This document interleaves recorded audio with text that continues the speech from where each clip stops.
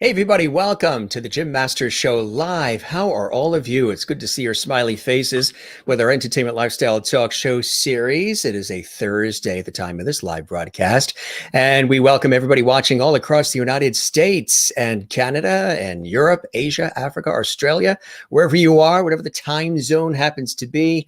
This is your place for light, love, levity, and as we call it, lovity. And we always have a good time because we have amazing guests, inspiring conversations. We have interaction live with our viewers from all around the world and lots of surprises. Sometimes you just never know what happens on JMS Live. We always have surprises. We always have special, poignant moments, and we have a cool time together. How are you? That's what we want to know.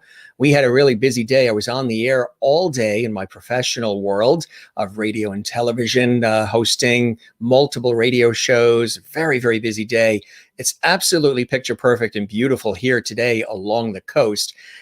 We are in the greater New York area here in the United States. The New York area along the southern New England coast between New York and Boston. And it really is a stunning day. Spring is in the air. Here comes summer. Bring it on. We all want sunshine and we want to get out of our houses and we want to, get together again. And it looks like we're getting closer and closer to doing all of that. And that is very cool, very special. Can't wait to get to, the theaters and the ballpark and family gatherings and all those things that we haven't been able to do in the last 12 months. But one of the things that's been a blessing during all of this is the creation of the Jim Masters Show Live Entertainment Lifestyle Talk Show series. And all of you watching and tagging and sharing and celebrating this very special place we've created, filled with not only great entertainment and guests from, Broadway and Hollywood, television, film, music and sports and comedy and inspiration and culinary arts and everywhere else, and all the pop-up shows and the on-location segments and special episodes we've done on holidays and more. It's the relationship that you and I have, the viewers, the host, producer. We're all friends. We're all lovities, a word that I just happened to come up with over the summertime because it slipped out. And you guys call yourselves part of our lovity squad. We even have a Facebook group for the Jim Masters Show Live. It's called JMS Live Lovity Hall. Check it out if you haven't. And we would love it, love it, love it if you could subscribe to the channel you're watching right now, which is Jim Masters TV, because not only have we produced and hosted over 400 episodes of this Entertainment Lifestyle Talk Show series since May of last year. We hit our 1-year anniversary last week, and we're having a very special anniversary celebration episode next Wednesday. That's right. Next Wednesday, we're going to have a very special 1-year anniversary episode. The anniversary was last week, but we wanted to put together something really extra special. So make sure you tune in on Wednesday. Now, if you're watching this like a year from now, none of that matters. Just scroll through the archive and you'll see what I'm talking about. But for those of you watching live, our anniversary show is going to be next Wednesday, right in the middle of May. And we're looking forward to that. So it's been a blessing to meet all of you, and you guys, you send me Instagram messages and Facebook messages, and you tweet and retweet on Twitter. You share the links. Watch these shows, share these shows, share the links to our YouTube channel with everybody. We love that. And in our Mr. Lovity glass, here it says Mr. Lovity there, From Maureen in Arizona, we have some cranberry juice. It sort of matches the shirt, doesn't it? So if I spill anything, you won't see it. I didn't even think of that. I think I'm going to do that from now on. I'll try to match the color of the drink to the shirt. So if I get animated and something sprays around, it won't matter because it's the shirt will just absorb it. Good to see everybody. And we toast all of you and you and you as we always do here on our show. Nice cold and crisp cranberry juice. Boy, does that taste good. So nice to see you. We welcome you. We have a good time tonight. Nicholas VISELLI is here. He is a tremendous actor and artistic director of a very special theater. And we're going to talk about that in just a minute. But first, what we do here on our show is toast you and welcome you. But we also, and again, Nicholas is going to be coming up in just a second. He's going to be tuning in or coming in live from New York City. And we look forward to that as New York City starts to come back and things start to open as well. Again, subscribe to our YouTube channel, click the notification bell so you don't miss any of the amazing content we have. Over 400 episodes of this series and so much more we have planned. Even though it's a year, we're just getting started, folks. So welcome to our show. It's good to see you. Let's check in with some of our lovelies. Of course, we welcome you to the Jim Masters Show live. And of course, please subscribe to the YouTube channel. We would love it. That really does help the show. It allows us to create more exciting content for you too, which I know you guys really like. So, and also tell your friends, if you enjoy the show, don't keep it a secret. Tell everybody that you know on planet Earth about this really cool place that you call home, which is the Jim Masters Show live. And hello, all the lovelies around the world. Maureen says, holy cow, am I the first one to the party tonight? Hello, Jim and lovely family. I'm so happy to be with all of you. It was a rough day at work, so I needed this to put a smile on my face. And Maureen is the one who sent me the Mr. Lovety. You see it etched in there, Mr. Lovety? Let's see. There you go, Mr. Lovety, hashtag Masters Mantra. We love this glass, and thank you very much, Maureen. And if you had a rough day there at the hospital, she lives in Arizona. She rushes home from the hospital. She doesn't want to miss the live episodes because she likes to participate. So good to have you with us and welcome. We'll put a smile on your face. That's what we love to do. Put a smile on everybody's faces here on the Jim Masters Show Live. Let's check out some of the others who are here. Merlin is here reporting for duty from Canada, from beautiful Ontario. We are so happy that you are here, and it's wonderful when you're here. And she says, hi, Jim and Loveties and all Loveties. Internet problems with Karen. You're talking about in Nova Scotia on the other part. Yeah, the internet, it was a little funky for us too when we were on last night. Our internet got a little crazy. I don't know. It's I think, the overload, the systems just couldn't believe the amount of people who've been on the internet in the last 12 months. Good to see you, Merlin. And Crystal in Connecticut says, hi, Jim and everyone. Happy Thursday. Hope you're having a fantastic day. Looking forward to an exciting show. With inspiring conversation and levity. This is the spot for that, my friend. Absolutely. South Africa, Juanita. Hello, Jim and Levity Squad. Hope all is well. And Levity Land, it sure is. And good to see you as well, Juanita. Joan Sando is here. Hi, Jim and everyone. Glad to be here. Welcome, Joan. Mary Bishop in Florida says, hello, Jim and Levities. Good to see you, Mary. Love when you're here. Just so you know, if you ever miss any of our live shows, because all of our shows are live, unscripted, live, freestyle, conversational, and entertaining 7 days a week. You can see them all on our YouTube channel at Jim Masters TV. If you miss any of them or you come in late, doesn't matter. You can see them all on our YouTube channel at Jim Masters TV. So enjoy. Good to see you in Florida, Mary. And Crystal says, I love your shirt, Jim. Thank you very much. It matches the cranberry juice. Thank you very much. Oh, you said it twice. You must really, really love the shirt. Thank you very much. Claudia is here. Claudia, hello, Jim and everyone. Hope you all had a wonderful Thursday. My day was kind of busy, but good. You notice the days are getting busier. I've been up since 6 a.m., just going straight at it. Yes. Yes, our anniversary episode is next Wednesday live, celebrating 1 year of the Jim Masters Show live. And Kathleen Walker is here. She has a night off from the New York Mets where she works.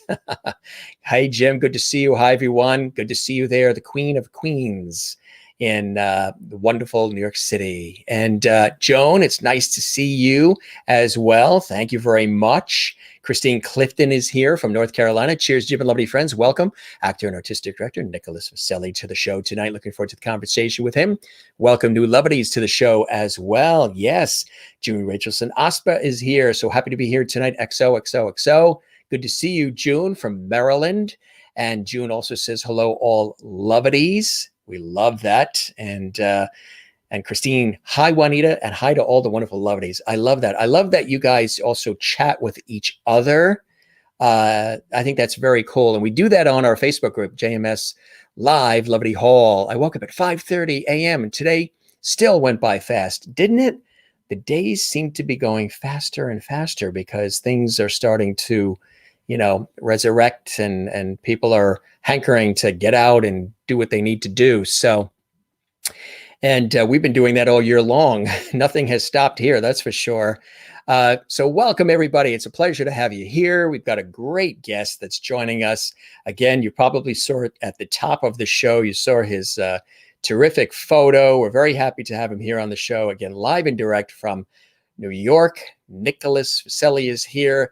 Just tell you a little bit about some of his background. He is the artistic director for Theater Breaking Through Barriers, formerly called Theater by the Blind. And he joined TBTB in 1997 and is deeply humbled to continue the company's legacy started by the predecessor of TBTB's founding artistic director, Ike Chamberlain. And as an actor, Nick has performed in over 30 productions during the past 23 years, and some of his favorites we're going to talk about tonight here on the show. And we've got some wonderful photos and all kinds of great things to show you. It's going to be really great. He has also directed several plays at this very special theater company too. And we're going to talk about that. It's a very special place, folks. I think you're going to learn about it if you don't know about it. And those of you who do, you know exactly what I'm talking about. Let's welcome Nicholas live and direct from New York City to the Jim Master Show Live. He didn't go to bed last night, I think, because he's been so stoked and excited about coming on our show. Right, Nick? Oh, you bet. I did not sleep. Hey, lovely. I love being here. It is so great to be a part of this show. You're amazing. And I am just so thrilled with all of everybody that's here with us tonight and from all over the world. So happy to have you here. And yes, as you can see, I'm here in New York City. Were you robbed? Were you robbed? They stole your paintings. It's sort of whiteout conditions. No, I have to tell you that we are actually moving here in the middle of at the end, I should say, towards the end of a pandemic. We are moving into our office space, a new office space. So if I were to here, I'm going to show you. It's a mess. Please understand. Don't expect much here because it's just a mess You just moved in, yeah. Yeah, but you can see that this isn't a real little office space here. You see that? Check out all the junk and files. But we're putting it together, and I don't have anything on the walls yet. So I hope Tell us what go back to that area and tell us what some of those things are that we're seeing, like what you plan to do with that office. We like to sometimes show the location of where the guest is. Okay. Well, I mean, normally believe it or not, I live across the street, and I live at this wonderful apartment complex called Manhattan Plaza. Manhattan Plaza is really an apartment complex where there are a lot of artists, a lot of, actors, writers, directors, musicians, dancers. I live in a really sort of an art community, and I just love living there. It's just so beautiful. And we live sort of on the 43rd floor, which is really nice. So I'd normally show you that, but in lieu of that, I get to show you sort of a messed up office. So just here, I'll give you a tour. So as you can see, this is all the stuff on my desk, la la la. And yes, you see, it is a small office, but a mighty one. This is sort of our big. We have a big conference table, which we've never had before. We have over here, we have just desks and blah, blah, basic stuff. These are the windows. I have a view. This is a New York view, everyone. I don't know if I can actually take the computer over, but I want you to see that we have a really, yeah, okay, hang on. Sorry, technical issues. We have a lovely view of a brick wall. Right across. And that's not a green screen brick wall. That's a real brick wall. Right, that's it. Like, that's what we have. And that's, hey, for those who aren't, who've never been to New York, and sort of you have this dream of, oh, I want to, you know, spectacular river view and the park and all this, you're going to get that a lot of the time. Maybe hopefully with a picture of that, the skyline and everything on the wall. So you literally just moved in now? Yeah, we've been literally been moving in over the last couple of weeks, and so we're still putting stuff together. We still don't have our computer hookups yet. We do have internet, which is good. Yes. And I also wanted to come here because in my apartment I also have 2 birds, which I really if you ever want me to come back on again, I'll do it at the apartment, and you'll get to meet the birds. They're a show in and of themselves.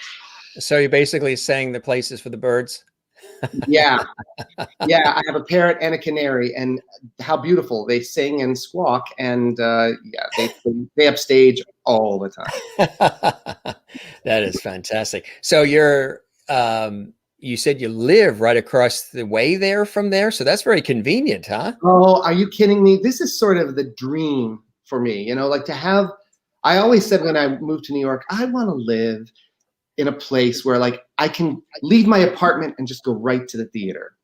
And yeah, I sort of had like for those of you who have not been here, there's a really beautiful neighborhood in Greenwich Village, the West Village, and there's a theater called the Cherry Lane Theater. It almost looks like a movie soundstage because all of the apartments are very close. It's very old, you know, it has a really great old feel to it.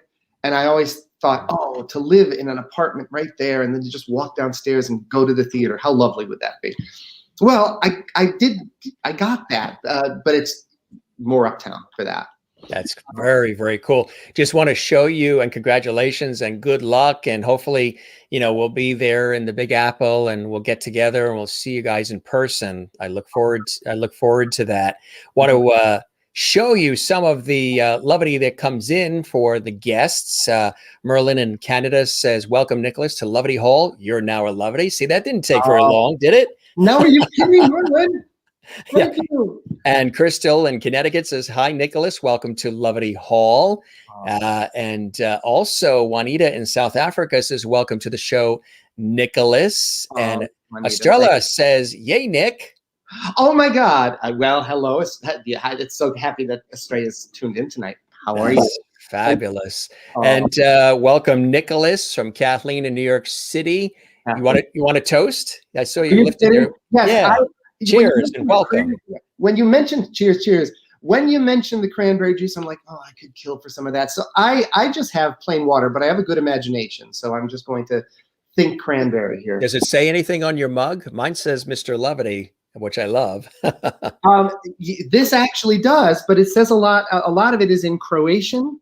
Well, actually, not that part. This is actually, see, it said I actually have theater breaking through barriers there. This is a theater festival that we attend in Zagreb, Croatia, and there it is.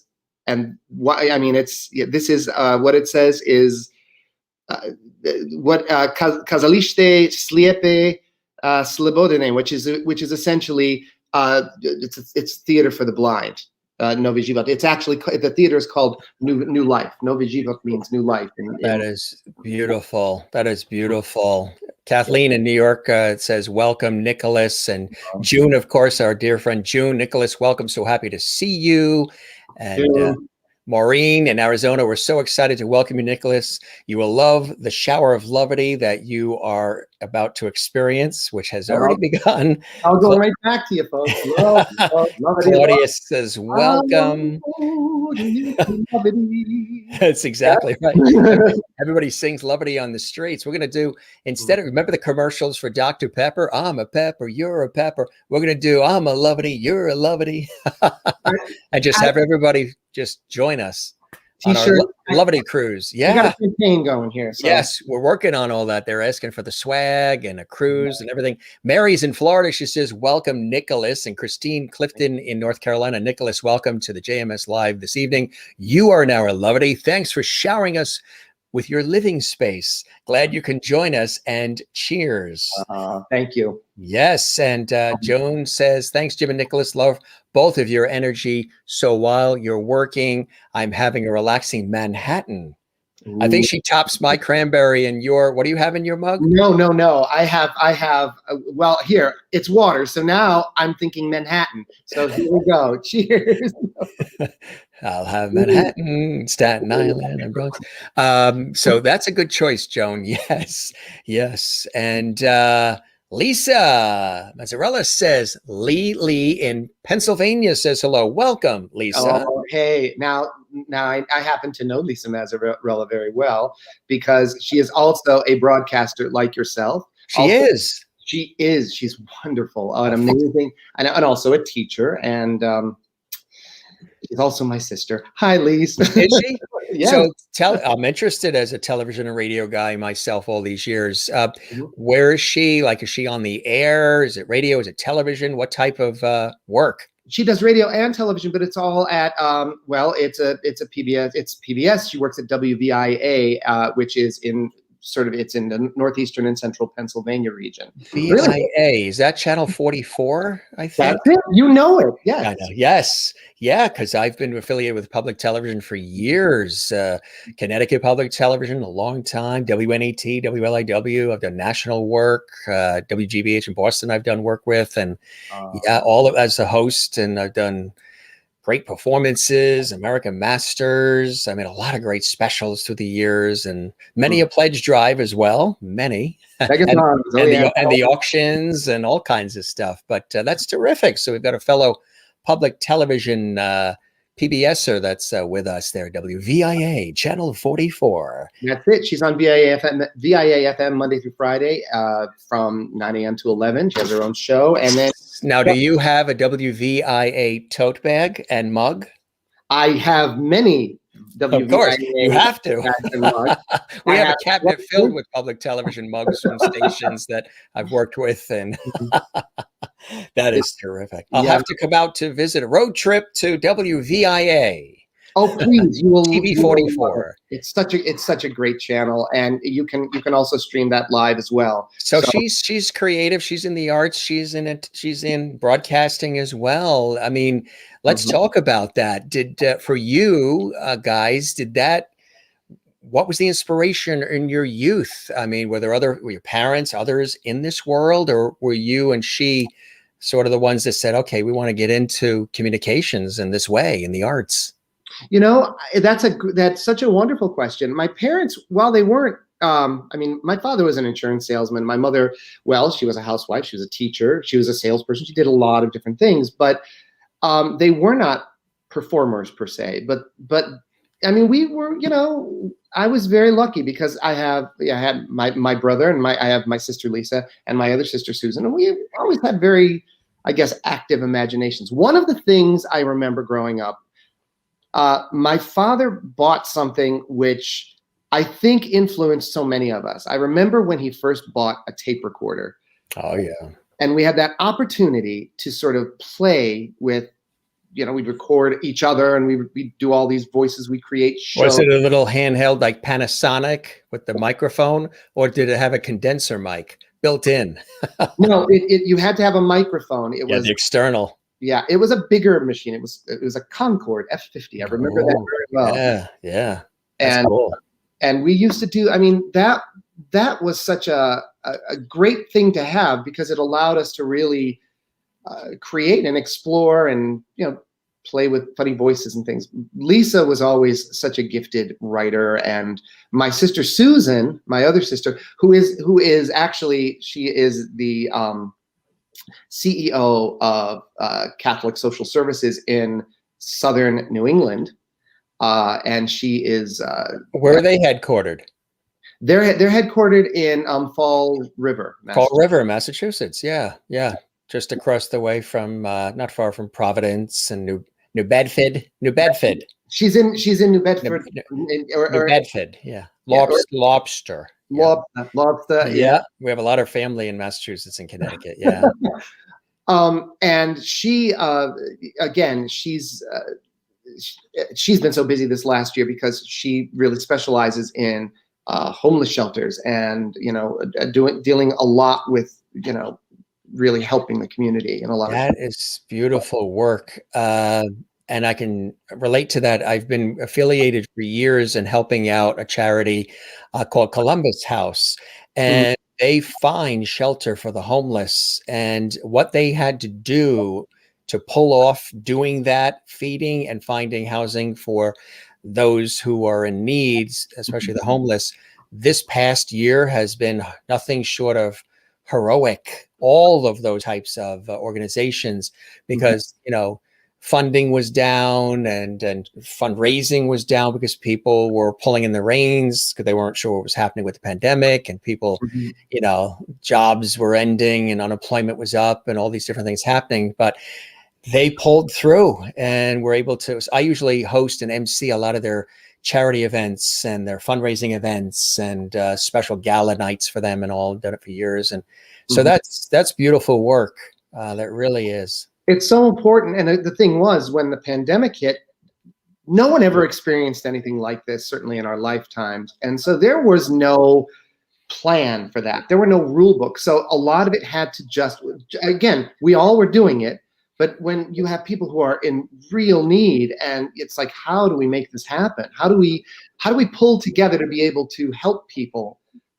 And yet there's all these restrictions. How do someone in the shelter has COVID, so now we have to quarantine the shelter. It became something that no one ever imagined. But she did it. They did it. It's amazing. That's the thing I learned about the year is something like this, as horrible as it is, as challenging as it is, it really tests our ability to adapt. It really tests our ability to be, to come up with ways of being creative. And that in and of itself is a great gift.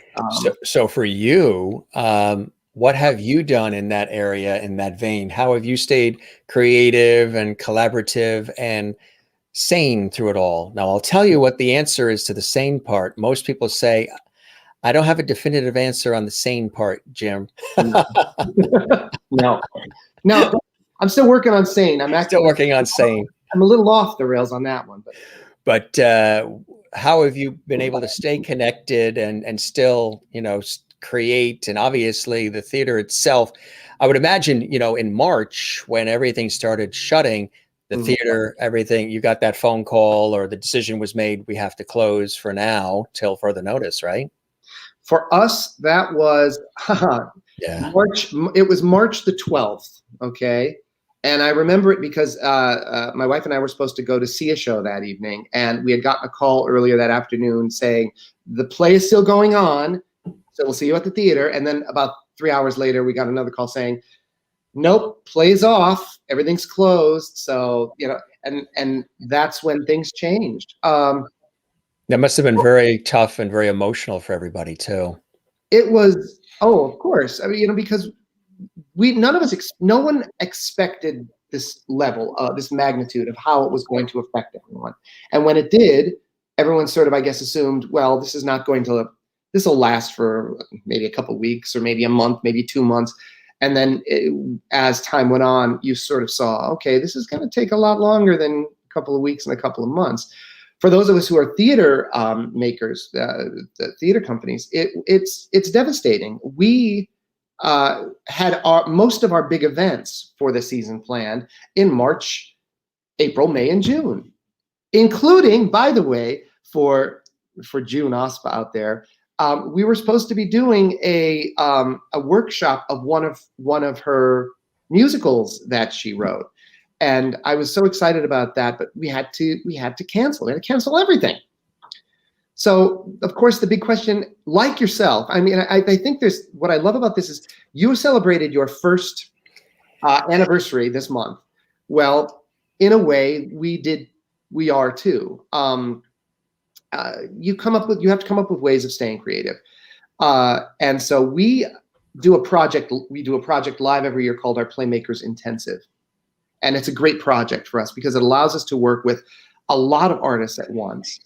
And it's sort of like what they would call a boot camp or guerrilla theater. You know, we bring together a group of artists, a group of writers, directors, and actors, and we randomly pair them together. Like a writer will choose the name of a director out of a hat, and the director will choose the names of 2 or 3 actors or 4 actors out of a hat, and that's one group. And then that group has 1 week to create, rehearse, and ultimately perform an original short play. And that work is really, it's fun and it's challenging because it sort of makes everybody, everyone has to be on their toes. Everyone has to really work together to make that happen. And when the pandemic hit, I thought, well, we can try to do this online. I mean, why not? I didn't think it was going to be successful. I said, because the real joy of that project is everyone being in the room and the enthusiasm and there's a palpable feeling of enthusiasm and the excitement of working together. I think all of the artists, when they are working together, they now all have a vested interest in whatever is being created. And that to me is exciting. And I said, we're never going to be able to duplicate that online. And I was wrong. I was so wrong about that. We tried our first intensive last May. It was towards Memorial Day. And it was amazing. Like we did all of our rehearsals online. We did the performances online, and everyone loved it. So now here we are a year later. You've done, what number am I? Am I 411, 412? Something like 410, 411 shows live, 7 days a week, sometimes 2 shows a day for the full year. And this is an aside to my professional work. You're amazing. You are amazing. I love this. I think that it's so great and it's so important because this one of the joys is the connection that this medium, which is, I guess, whatever, social media, so YouTube, whatever, brings, and it connects us together in ways that I never really imagined possible before. And you know what we do, which is kind of unique a little bit. I fashioned this after, which I mentioned a couple of times on the show, especially in the beginning, the early days of the show, after the old school talk shows where they were warm, conversational, freestyle, familial, like the Merv Griffins, the Mike Douglas, the Johnny Carson, the Dick Cavett's, the Dick Clarks, the Steve Allens, Jack Parrs, that type of feeling, good conversations, we're not rushed, great entertainment, viewer interaction, and all of that with a ton of variety. Every day, something different, not the same old every episode, and treat it like a television show, produced like a television show, presented like a television show on the internet, and sprinkling in like a modern, cool vibe of today. So taking the 2 worlds of the old school traditional talk show, modern vibe of today, and bringing it together with this, and it's been a blessing. I can't believe we've done that many episodes and a year straight, just about 7 days a week. Oh, you nailed it. This is great. It really is. I love it. I love the fact that it does. I mean, again, first of all, you have to be the host. You have to be the one to set people at ease and make them feel welcome. And you do. You are just amazing. And so thank you so much for allowing me to be a part of this wonderful, lovely crew that, and it's only get bigger. It's only gonna get better. So spread the word. I appreciate that, my friend. So tell us, what led you, where were you born originally? Where are you from originally? Okay. My sister and who actually still lives there. I am originally from Scranton, Pennsylvania. That's Pennsylvania. Yeah, exactly.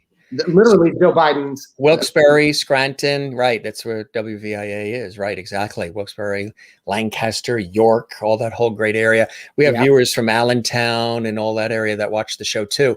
So tell us about that. What was the opportunity that brought you to New York City? Wow. I guess, again, growing up, I had as I said, my sisters and I we always had a lot of fun. My sister Lisa was always very gifted. My sister Susan also.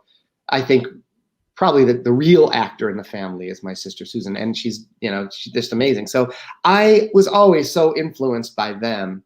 And then I got involved in theater when I really got involved in theater when I was in high school. And that was really early high school was kind of a rough time. We had some personal loss. My brother had passed away at a very young age, and it was a tough time for us. And I just wanted to do something other than just go home all the time. I got involved in theater, and I loved it. It really sort of allowed me to find a way to express myself. It also allowed me to sort of escape into something else that was not the real world. And it changed me, and it's what I really wanted to do. So my sister Lisa ended up pursuing a career in communications. My sister Susan ended up pursuing a career in psychology, and I wanted to be an actor. And my family was always so supportive, but yet they were also like, you need something to fall back on, Nick. So I went to Hofstra University. We talked about that earlier. Yes, yeah. And I studied communications, psychology, and theater. So I was just like, okay, I'm going to take one. And all of those are so interwoven, the psychology and theater and communications, the theatrical side of communications, the psychological side of it all. They are they sort of weave in and out of each other beautifully. Yeah, I agree with you. I think it helps to have a little bit of skills in all of those, because it helps to shape, anything. I mean, honestly, when you are an artist, you pull from whatever it is. So nothing becomes wasted. All the world's a stage. Indeed. You said your mother was in sales? My father was in insurance sales, but my mother was because there's theatrics to that too. Selling is also presenting and selling, and persuasive nature, but also they're buying him as much as buying the product. Mm-hmm. The other thing too was my family. My parents loved theater. They loved film. They instilled that in us growing up. So we were always watching old movies, and we were, just the opportunity to see any theater or plays that came into the area became something that everybody loved. So, would you go into New York to see shows on Broadway or Radio City Music Hall at all? Oh yeah, I remember the first time we went to Radio City Music Hall back in 1970. I'm probably going to guess around 75 or 76. They were actually still showing movies at Radio City, and the Rockettes performed like several times a day. They'd do a little show, and then you'd see a movie. And we were spoiled because I grew up, out east on Long Island. So class trips for us were going to Statue of Liberty, the Empire State Building, a Broadway show. We'd go to Gettysburg, Lancaster, DC, Philadelphia, Boston. Mm-hmm. But going into the city to see a show as a class trip to us was almost like, and then we go to Chinatown afterwards, or Little Italy, the whole class, the bus and everything. And we thought nothing of it. We're like, oh, doesn't everybody do that? Well, not necessarily. When you're 1,000 miles away, it's not the class trip. Oh yeah. We were sort of blessed, very grateful. To have that. Oh, it's a gift. It is such a gift. The first time I came to New York City with my family, I remember it was during the summer. My mother decided to pack a lunch rather than us figuring out where we were going to eat. I mean, I know that you're in New York, but this was like the 70s, and you had a big family. So, and my father, I remember driving over the George Washington Bridge, down the West Side Highway, seeing the World Trade Center for the first time. It had just been really completed in like 2 or 3 years before that. And sitting in Battery Park eating sandwiches, and then getting on the boat to go to the Statue of Liberty. It was just, that was epic, right? Epic. Yeah. You thought you were a part of a movie. Yeah, it was not real. And I just thought, this is the energy of this place that we're in is just, I love being here. I love New York. So obviously with pandemics and the economic situation and all of that we've dealt with, political, civil unrest, all of it. New York has obviously been a very different New York for the last 12 months, as has been just about everywhere else on the planet. How have you been doing, and how have you been staying, surviving it all and staying connected when a lot of things have been closed? Things are starting to open up, which is beautiful, Yep. but you were in the thick of it, probably more than a lot because of being in such a large location where it's dependent on all of those places. It is. I mean, it's again, and when the pandemic broke out, once again, New York City was ground zero, and I don't like being ground zero all the time, but it was a real adjustment, and it still is an adjustment, but at the same time, as I know we'll talk about, there were a lot of negatives, but there are also a lot of things that really forced us to really readapt and hopefully to reevaluate. I think this is an inflection point in our world, and during a time when we're living, when there is great divisiveness, and there's this great what people want. People are being very separate, like they're being separate. They want to separate in terms of how they think, and us versus them. Yeah. The pandemic personifies that. It's like, all right, you want to be divisive? Fine. You will not be able to leave your houses. You will have to wear masks, and you are now divided, physically divided.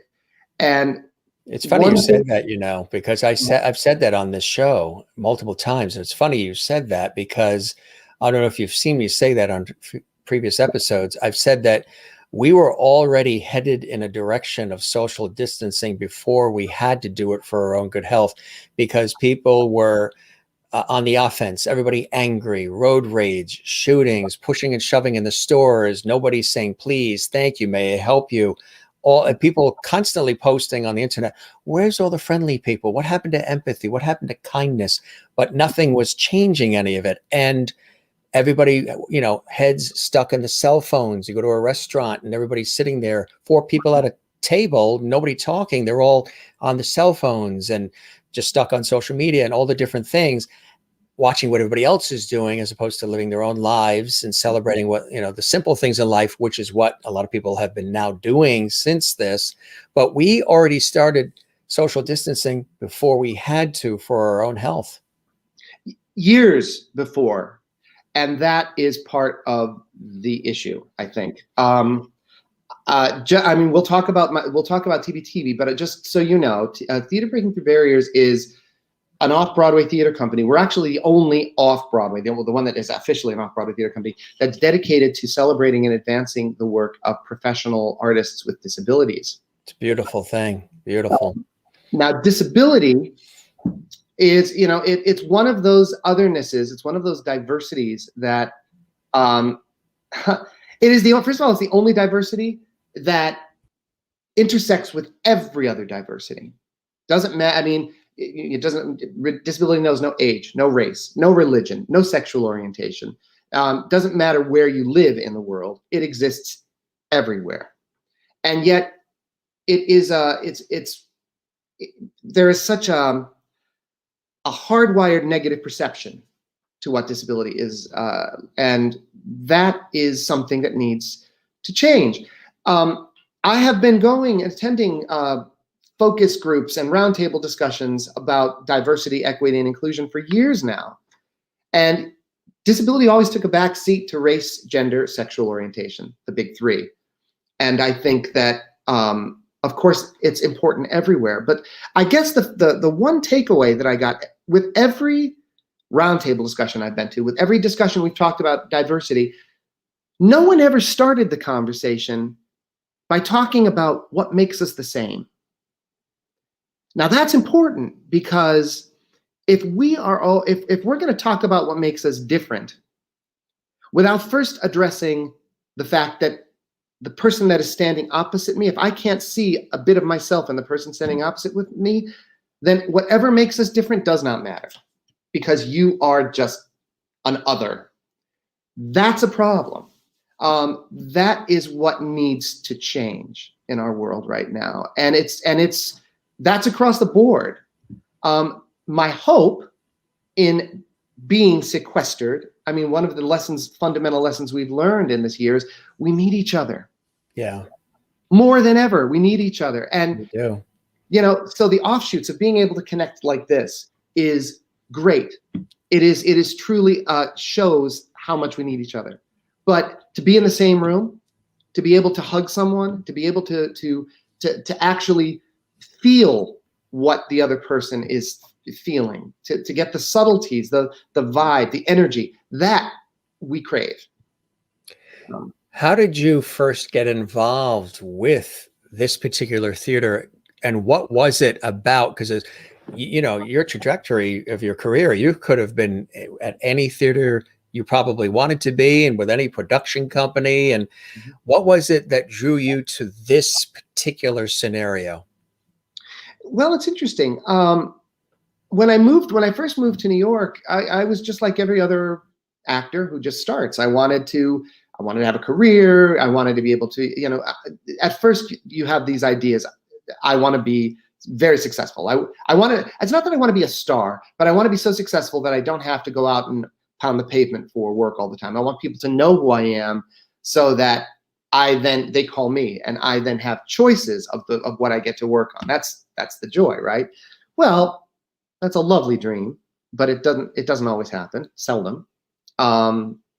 And so when I came here, I was just working. I was doing shows whenever I could.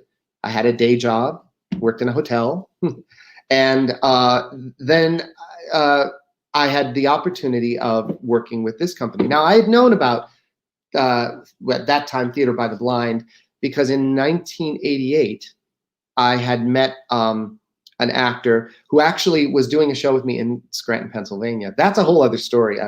We were doing a production, a workshop production of Julius Caesar, directed by Richard Harris. And that, yeah. So you know, and of course Richard Harris. Not too shabby. No, I want to work with Richard Harris. I had just graduated Hofstra, and when I found out Richard Harris was going to be in my hometown doing a workshop production of Julie, I said my career is going to start in my hometown, and I was so excited.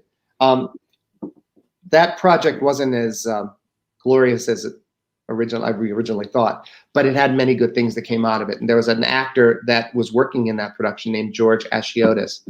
George came from New York here. George is blind, and he got into this production, which was really great, and we became very fast friends. And at one point, he had mentioned, "Oh, I work with this company in New York called Theater by the Blind, and we're doing a show this summer," and he invited us out to see it. And so the first show I saw in 1988 by Theater by the Blind was a production of The Unexpected Guest, Agatha Christie, and I was blown away by this show because it's a cast of 9 artists, and I think 5 or 6 of the actors were either blind or legally blind, low vision, and they were playing sighted.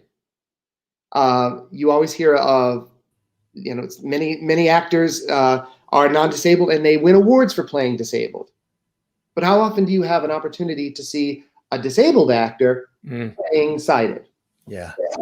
And I remember there was one bit in that show where George had to light another actor's cigarette.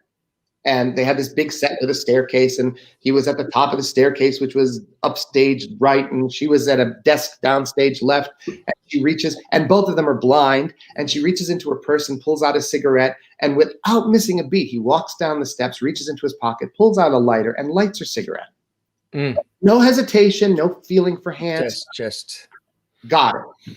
And I saw that little piece of business, which we would take for granted, and it was just like, how did he do that? How did they do that? He's not blind. Clearly he's not. There's no way, right? Yeah.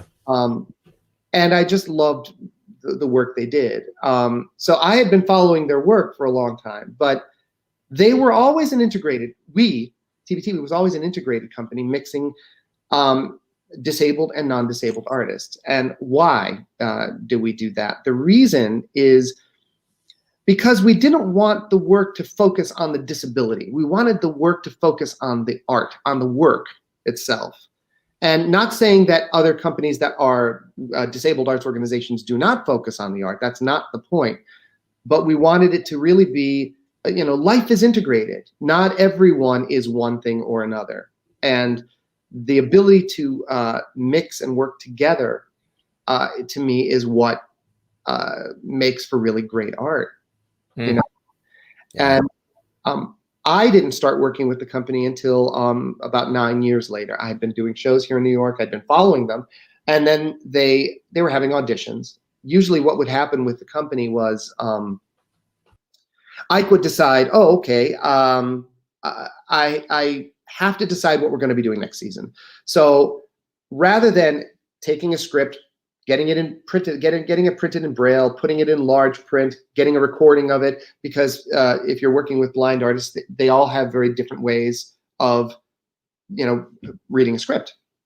He said, we'll just call everyone together. We'll hire a group of sighted actors to read the play, and this way, then everyone will hear it at once and we'll be able to decide. It was the easiest way.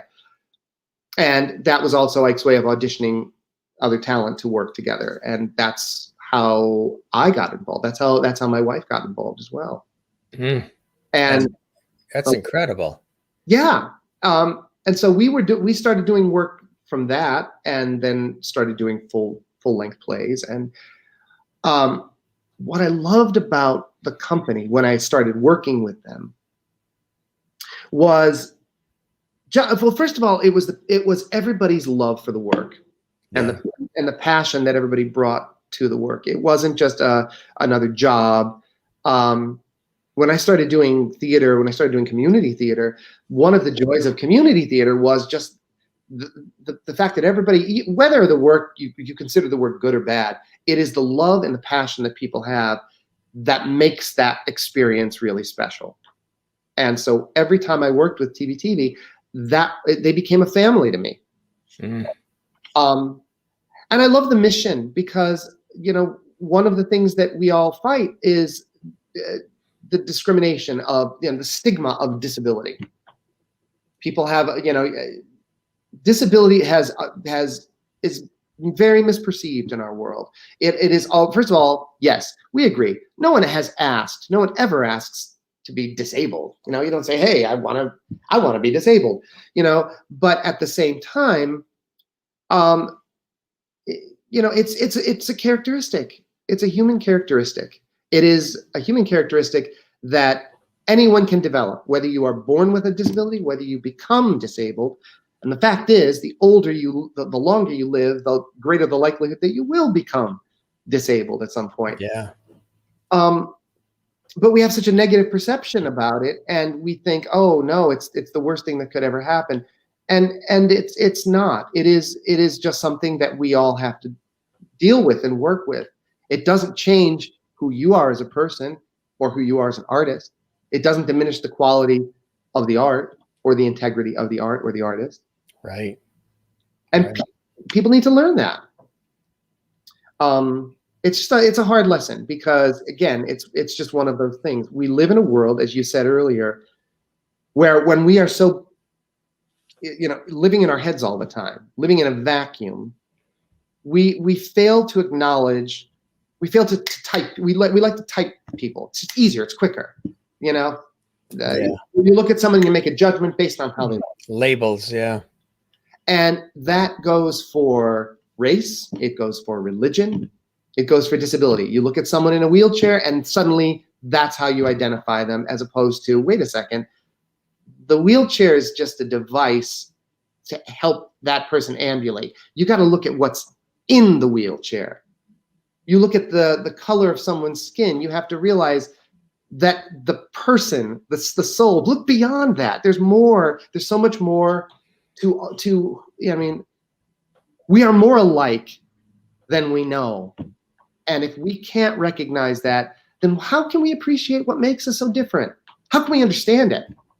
Something that we fail to do all the time. It's why, yes, systemic racism exists in this world, and yet it's become so subtle because it's, we live, we live with it. And if you're not affected by it directly, you don't really see it, So, Perfect example right here of some of the work.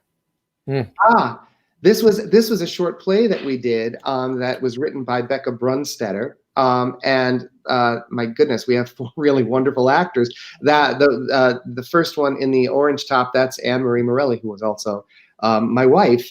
And then you have Jamie Petrone, you have Christine Bruno, and you have Shannon DeVito. Shannon DeVito's in a new movie called The Best Musical, or The Best Summer Ever. So she's quite wonderful. I mean, they're such incredibly talented artists, all of them. Jamie lives in Connecticut, has a school. Oh my goodness.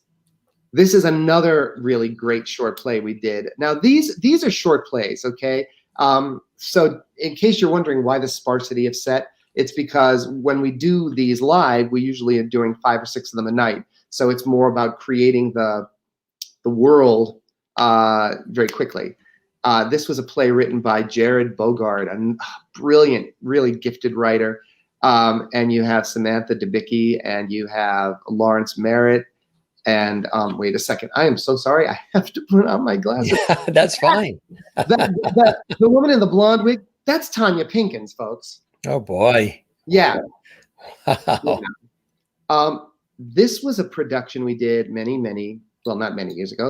This was 1995. This was a production of Oedipus, written by, this was Seneca's Oedipus, written translated by Ted Hughes. Such an amazing translation. For anybody that's listening, Seneca's Oedipus, translated by Ted Hughes, is one of the most visceral translations of Oedipus, because the language is so, we did it when we were Theater by the Blind, because the language is so visceral that you don't have to see the action, you just have to hear it, and it takes you there. So we set it in the Oval Office. That's why everyone's dressed like that. Oh my goodness, yes. This was a production. This was Romeo and Juliet. Ike Shamblin, and thank you. Ike Shamblin is a tough last name, and you nailed it. So you're good. Oh, you're you have to sound it out. You have to sound it out. I remembered that when I was in elementary school, and I used to compete in the spelling bees, and I would win, some of them, and it would be, you sort of sound it out. You take the letters and just sound it out. And I'm usually pretty good. Sometimes I'll ask a guest, in my professional work, what I'll say is, how do you say your name? I've heard your name said, it could even be Smith, but how do you say it? Because you never know. The one time that you think it's Smith, it's Smythe. That's it. And now here's Bob Smythe. And for 20 minutes, you're talking to Bob Smythe live on the air. And actually it's, maybe it's Smith. Exactly. Is it Houston or is it Houston? Yeah. Right. So that's a great shot there. Yeah. Ike Shamblin was a wonderful director, and he loved directing Shakespeare, and he had very interesting ideas of Shakespeare. Many of them I think were wonderful, but he had this idea that Romeo and Juliet was written really to be performed by 4 actors. And so we all played like 8 characters in this production. So in this, you have Emily Young playing Juliet, and me, I'm playing sort of a, you see the big belt buckle. He wanted me to be sort of like this Texas version of Capulet. And that's Greg Mosgala, who was playing Lady Capulet, who also played Romeo, by the way. Yeah. That is very, very cool. Some really, quality productions coming out of the theater. Absolutely. Mm-hmm. Another Romeo and Juliet, and there you have Emily Young playing. I can't remember who she was playing in this role, but then you had George Achiotis, my friend George, who was playing Montague, and you just have a great variety of. And I'm playing in that one Benvolio. Yeah, there's so many Now this was This was also Romeo and Juliet, and you had Emily Young, who played. This is why it became such an interesting production, because Emily Young played Juliet, and she also played in this incarnation. She was Paris, and there's a scene where that Juliet has to play opposite Paris. So how do you play a scene opposite yourself? You see what Mateo says here? That's cool. I'm a playwright with autism. Mateo, Yes. You know Mateo? I know Mateo. I can't. He's a fan of our show. It's nice to see you, Mateo. Yeah, he's Mateo's a wonderful writer, and we have to talk. So yeah, that's fantastic. Good stuff. It's great. Yeah. Oh, we've got some more cool shots. Look at these. Oh my goodness. Okay, now we're stepping back into the archives. Yeah, this was a production of Arms and the Man. This was actually, I think, the year I started working with TBTB, but I wasn't doing the stage shows yet.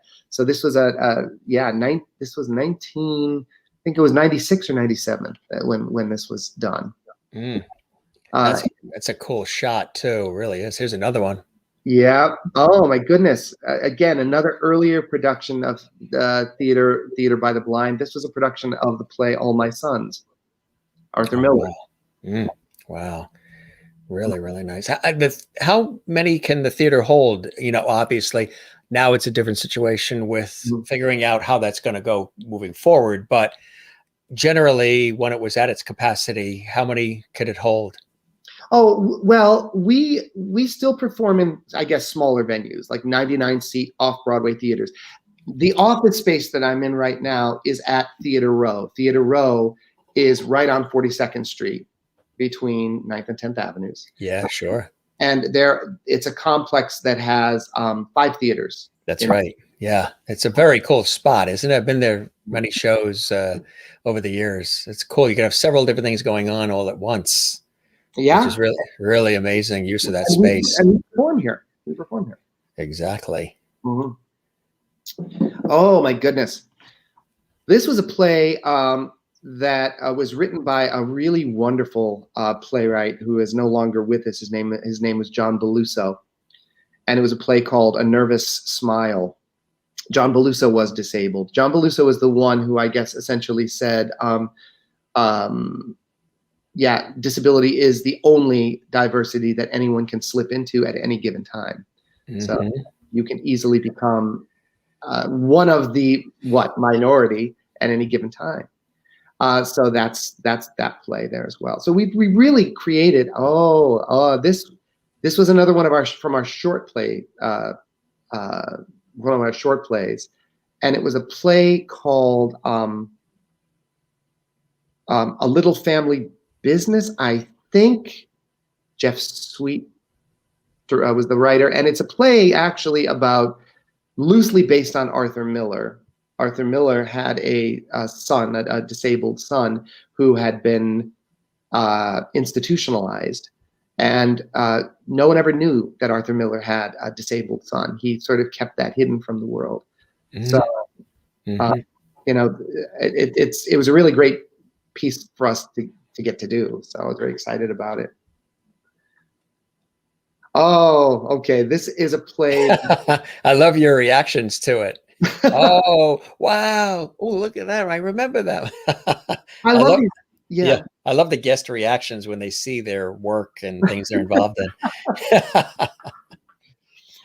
This was a great play. This was a play called, it was a play written by Bruce Graham, a really, really wonderful play. And it was a play about, it took place in a Hollywood office, and you had, of course, your director talking to the writer, and the writer had just written a scene in a movie that featured a deaf actress, and it was a love scene, and the director was saying, I can't show disabled nudity. That's wrong. Like, you know, he thought he was being very politically correct, but at the same time, he was being so incredibly incorrect. So yeah, right, exactly. And he's right now. That's the sign for orgasm. That's what he's doing. He's got his finger to his nose. Oh my goodness! Again, another play written by Becca Brunstetter, featuring one of our dearest actresses, Melanie Boland, who is no longer with us, and once again Shannon DeVito. You know. Yeah, great group. Really great group. What I love about the work is, you know, we as a company don't want to just do plays about disability or do plays that feature disabled characters. We do, but I think the idea here is to go bigger and to go beyond it. It's the idea that, you know, we create our own art. Art is pliable, it's malleable, it can be whatever you want it to be. As theater makers, we create our own world. So zoom out, man, think bigger. You know, like, why can't you have King Lear played by a woman in a wheelchair? Why can't you? Why can't you create a play about Jesse Owens and have a 16-year-old a 16-year-old Asian female amputee playing Jesse Owens? You can do the story of Alexander Hamilton with a Puerto Rican American playing Hamilton and an African American playing George Washington. That's the point. Art, you can make it whatever you want, to make whatever statements you want. Right, exactly. Exactly. And reminding people of that is paramount, isn't it? Yeah, it's to remove the stigmas that are created. Well, yeah, it's just the idea of sort of coming to terms with the fact that, once again, disability is a human characteristic. I personally, while I am not, knock wood, disabled at this point in my life, I've been surrounded by disability my whole life. Like, I have siblings with disability. I have my next door neighbor growing up was disabled, who was always at the house. I have cousins with disabilities, all different types. My wife, Anne Marie, you see that she is a wheelchair user. When we first met in 1985, she did not know that she had multiple sclerosis. She was not diagnosed with it. It wasn't a factor. She likes to say she was the only person who worked with TBTV who started out not being disabled and eventually became disabled. So, but disability to me is it's just a part of who a person is. It's nothing more. If you see it for more than it is, then you're focusing too close on one thing and not pulling out and looking at a bigger picture. Right, exactly. Right. And you're not looking at the person. You're not looking at that individual. You're looking at a shell and an outer view, which doesn't get you anywhere. No, that's the lesson. The lesson in life, I think, one of the lessons that we should have learned or should be learning in this time of being quarantined and being away from each other is that we are indeed all the same, and we do need each other, and yet we're all different. In fact, that's a similarity. The fact that we are all different is another thing that makes us all the same. That's exactly right. Exactly. For some, they might be, well, how could that be?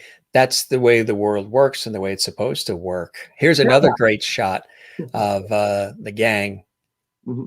Oh, this was actually taken. We've been doing a lot of work with the United Nations over the years, and this was one of the first things we did. This was at the UN. There's sort of a division called the Department of Disaster Risk Reduction. Now that sounds like a lot, but the point of that department at the UN is to get governments, local, state, and federal governments to develop plans, for disasters, so that when something happens, there's a plan.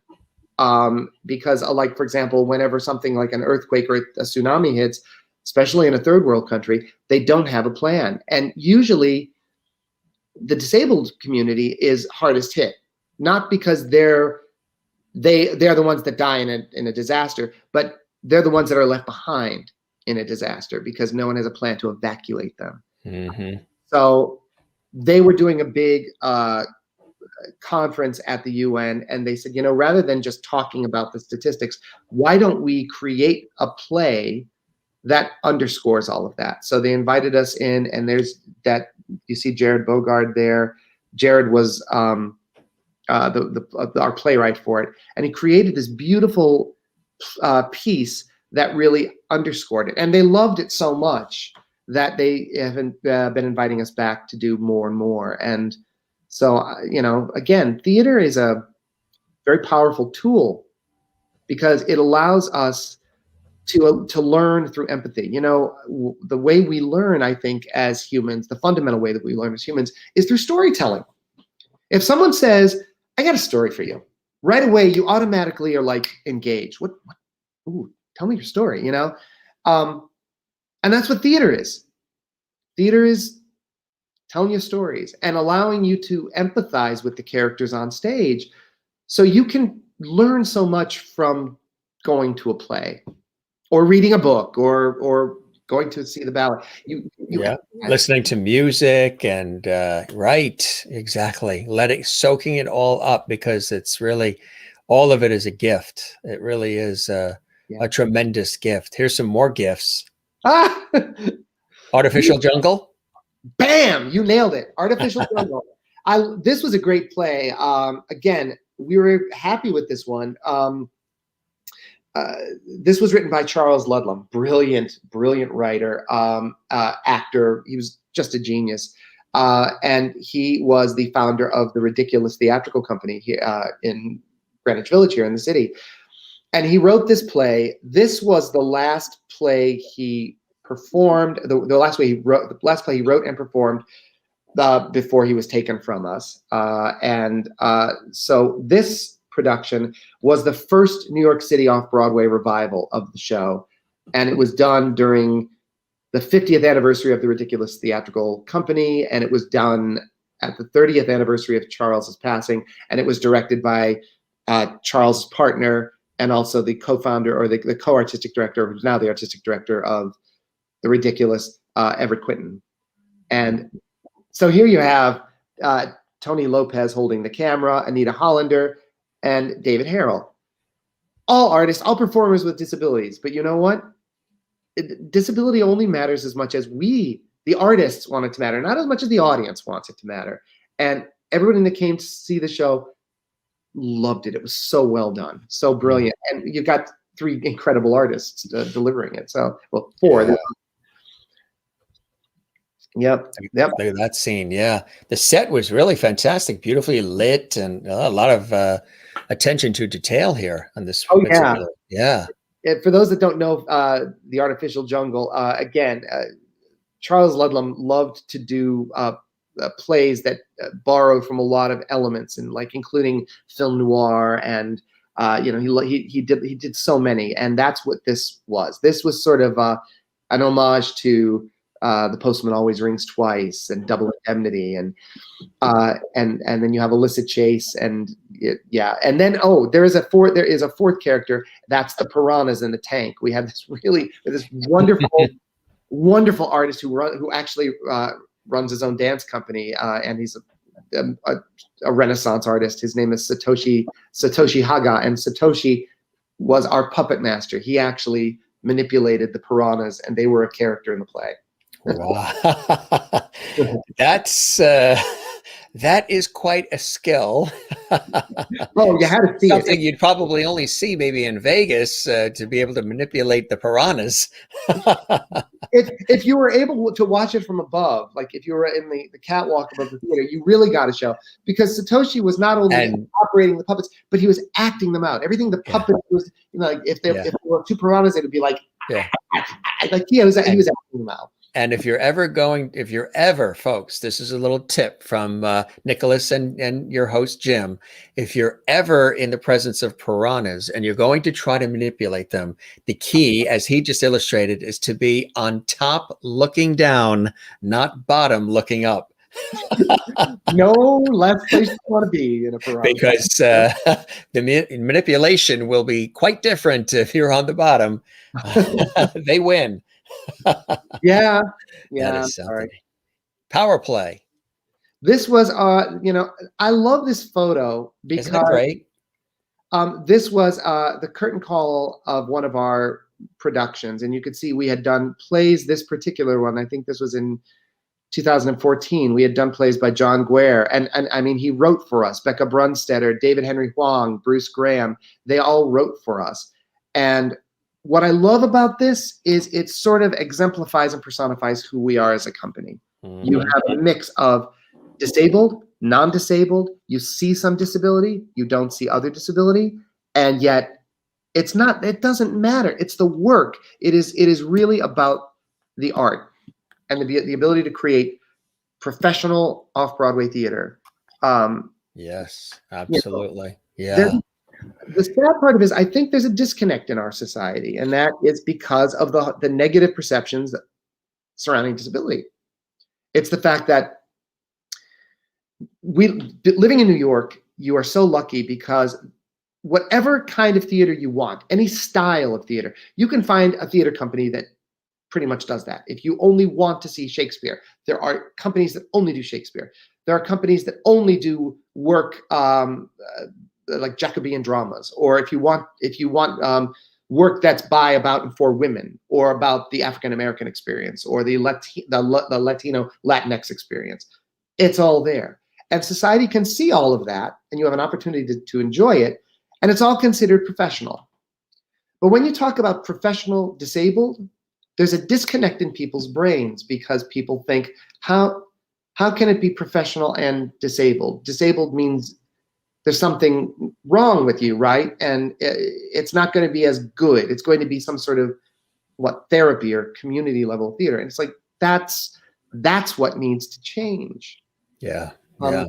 Is it changing? Is there a forward movement? Do you see, some positivity? Yeah, well, I think there is.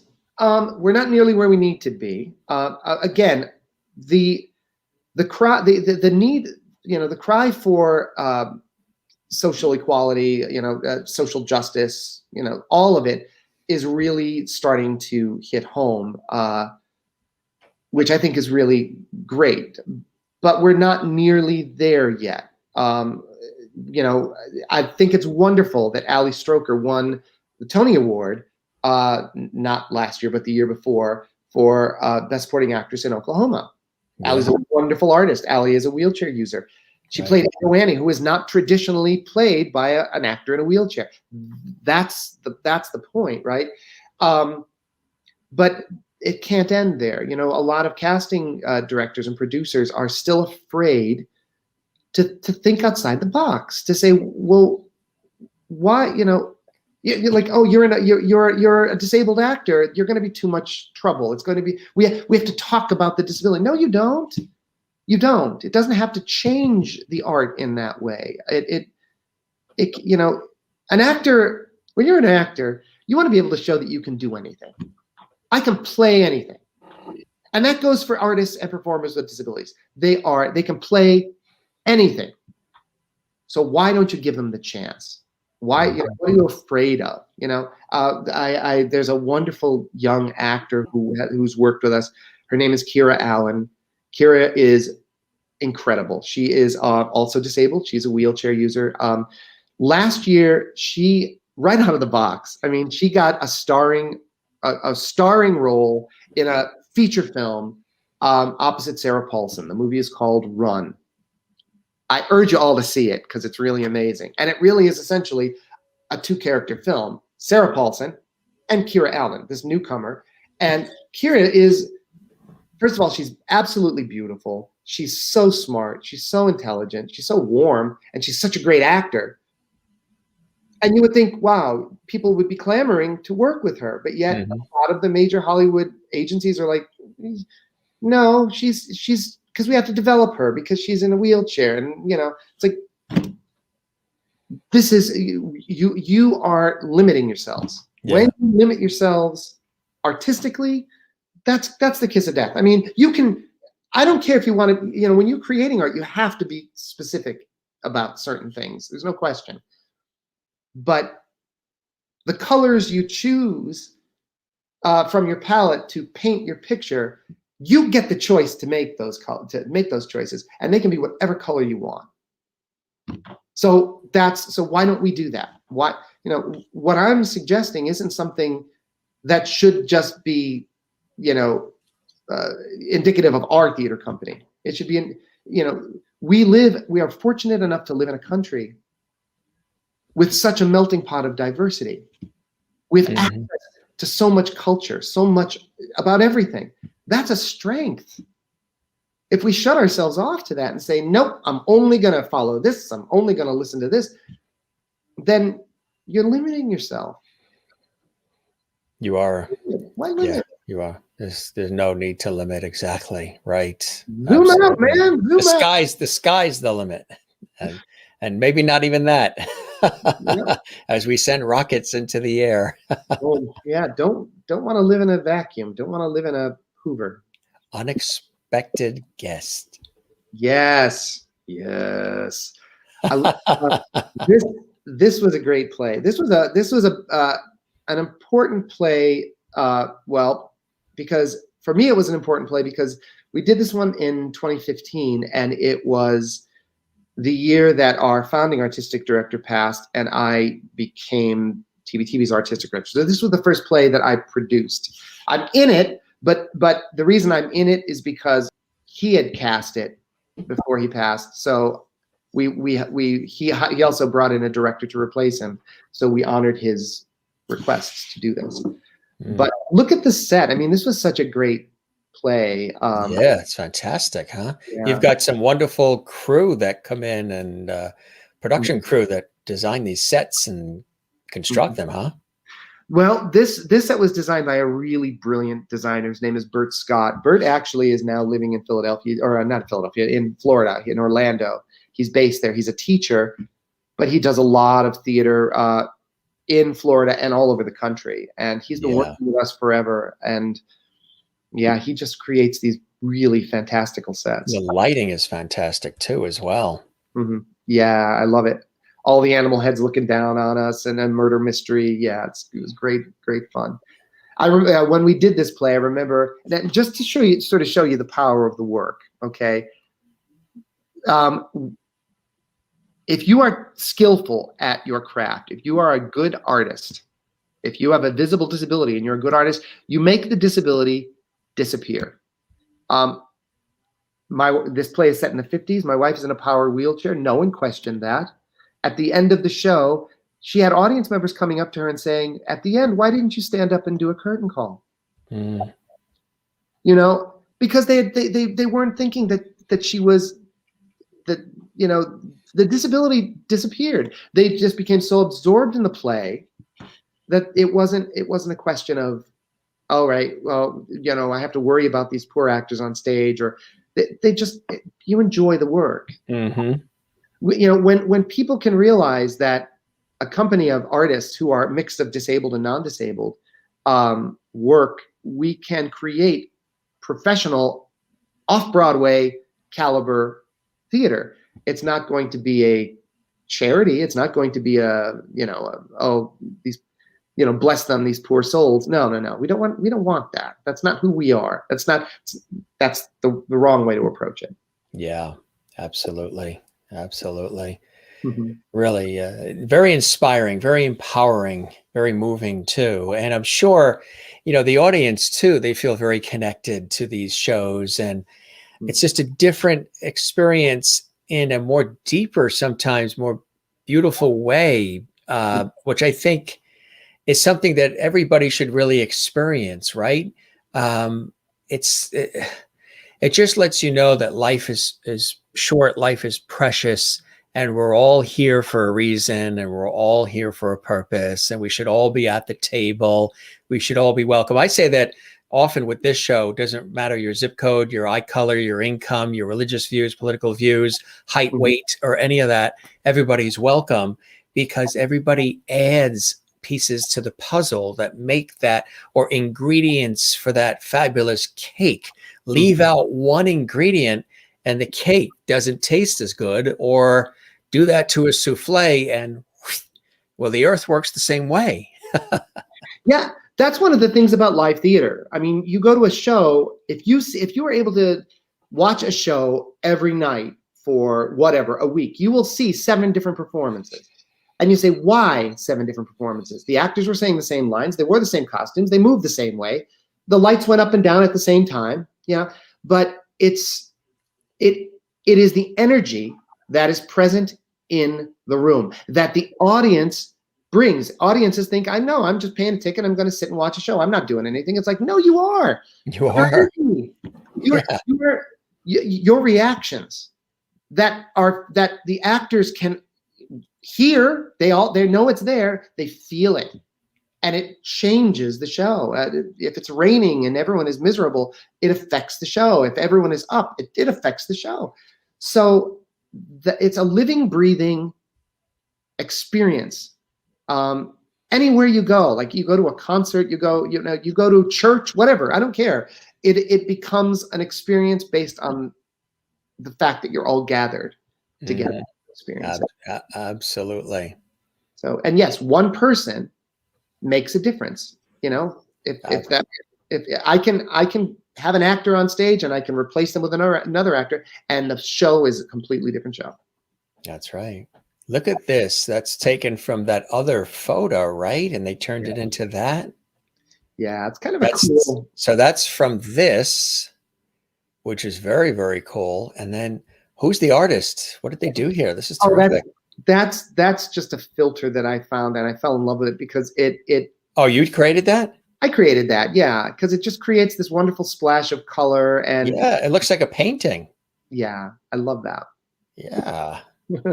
Should hang that up on the wall at the theaters. Yeah, that's really nice. I want to get one, and I have a great space on one of these big white empty walls here in my office. Yeah, that's yeah, that would be, yes. Actually, right behind you right now, that would be perfect. Oh yeah, it's true. Artificial jungle again, yeah. Artificial jungle, yeah.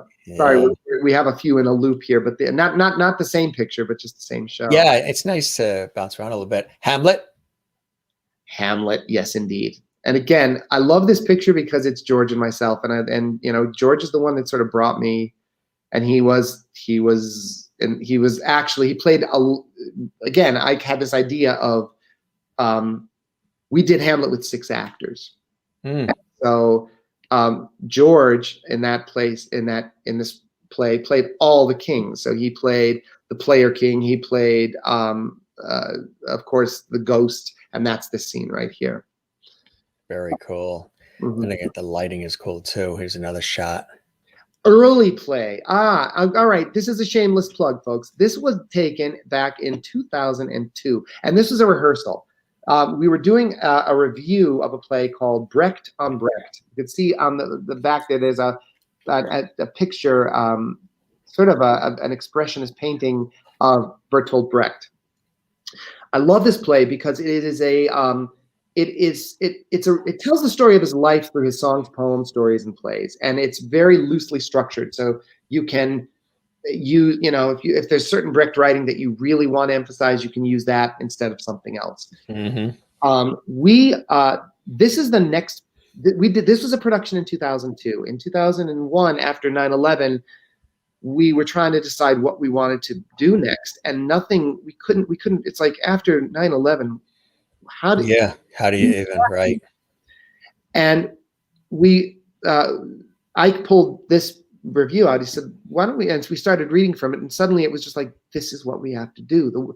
The words are so moving and deep, and they sort of expressed what we were going through at that time. And so we loved this review that we did, and the plan, this is what we were planning to do right before the pandemic. We were going to do a revival of this. So this was in 2002. We were going to do it for 2020.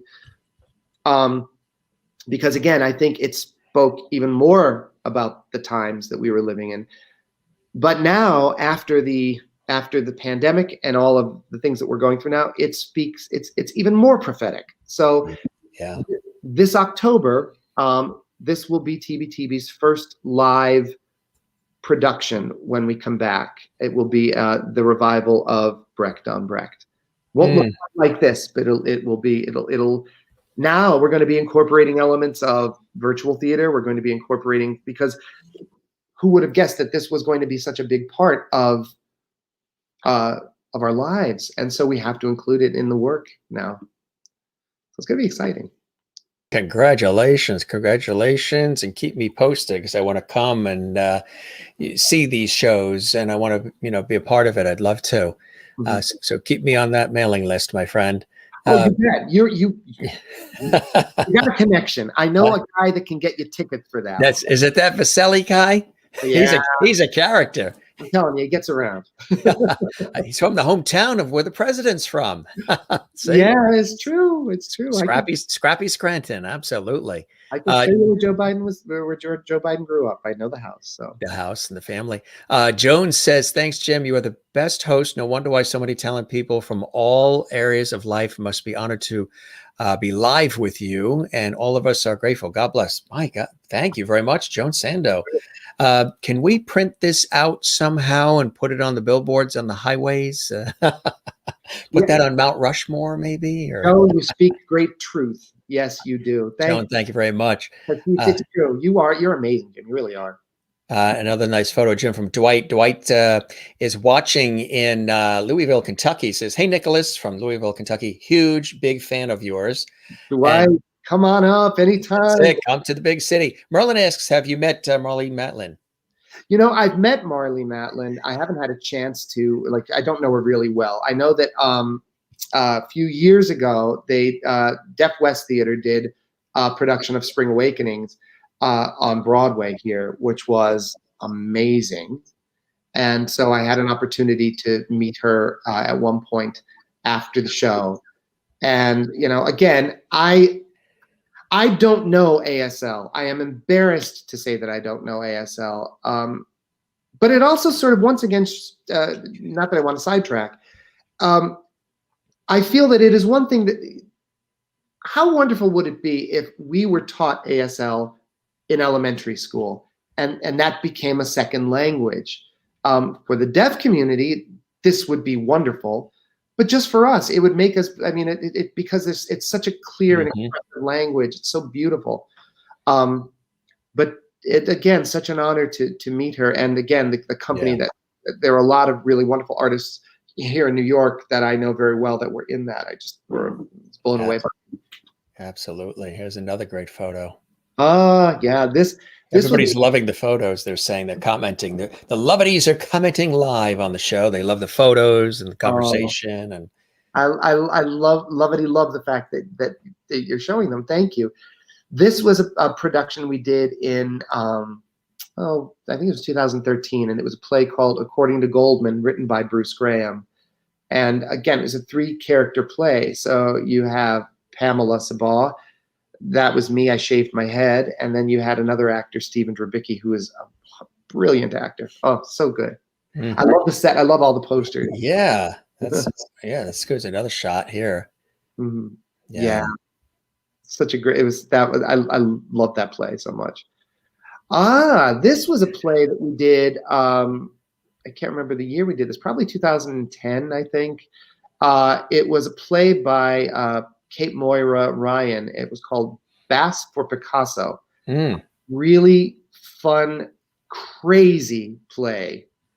And you have Anita Hollander, you have Mary Teresa Archbold. It's such a wonderful group of artists here. And again, you have, there's this great mix of artists, disabled, non-disabled, and it becomes more about it's about the art. It's about the work. It's about the art, which is what it's supposed to be. Tell us about this beautiful shot here, poignant moment. This was a play, another John Beluso play we did called The Rules of Charity. And I'm sorry, I didn't want to show you all pictures of me. But the other actor is Christopher Hurt. And today is Christopher Hurt's birthday. So Christopher Hurt, I love Chris Hurt. Happy birthday, Chris. So amazing. Let's sing him happy birthday. You lead off. I'll do Kate Hepburn. Happy birthday to you. Happy birthday to you. I love the delay here. Happy birthday, dear Kurt. Christopher. Christopher.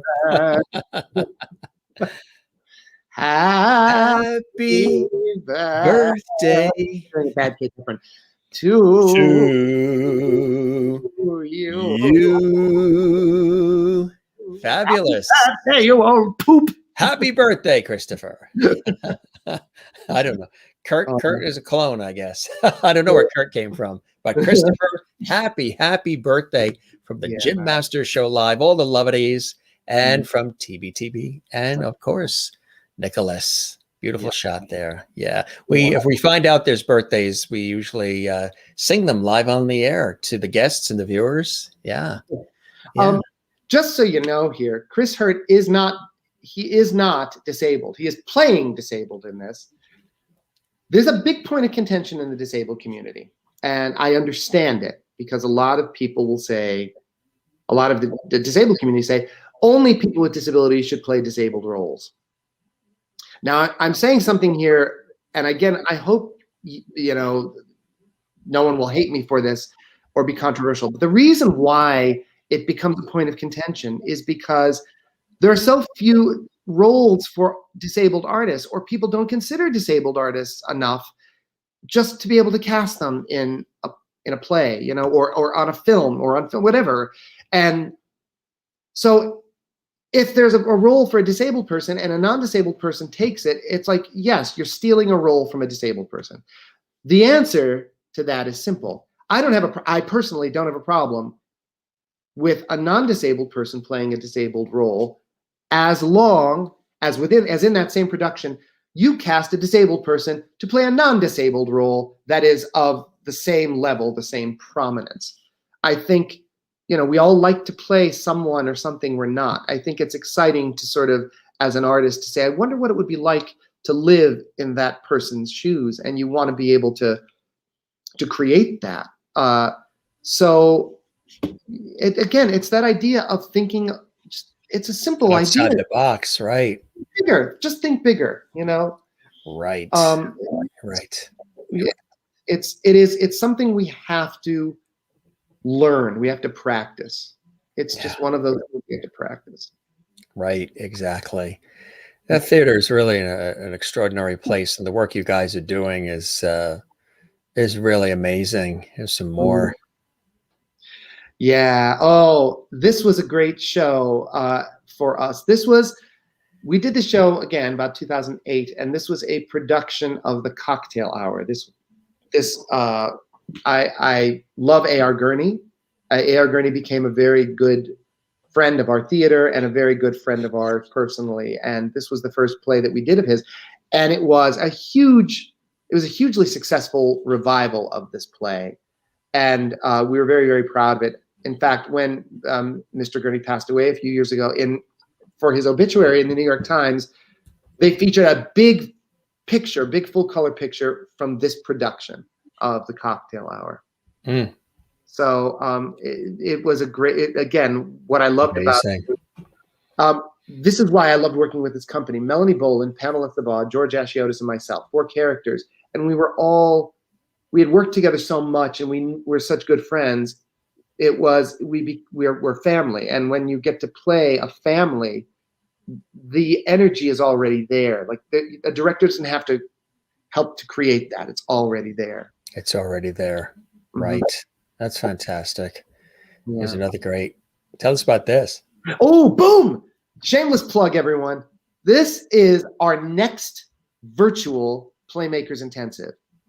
Now, we have done, when the pandemic came and shut us all down, I told you earlier, we started doing this project, which we normally do live, virtually.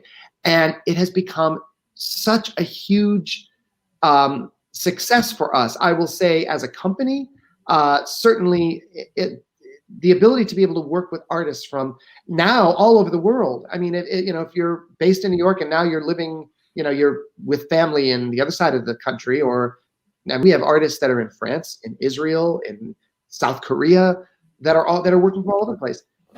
The exciting thing about doing things virtually is it literally shatters the space-time continuum, folks. We are coming, if you're watching in South Africa or Australia, it's all these different time zones, and yet we're all converging in one place and one time live. That's amazing. Cool. That is amazing. You know? And so this is a great gift. So now last May we did our first intensive. Throughout the year we have done, this is going to be our 5th. So this intensive is going to begin on May 31st, and it will run through June 13th. We will feature 14 new original short plays that were all written from within our ranks. This intensive, it will also feature over 7, I think it's closer to 80 artists, writers, directors, actors. The way we do it, normally when you see it live, we usually will present all of the shows in one sitting. We're not doing that.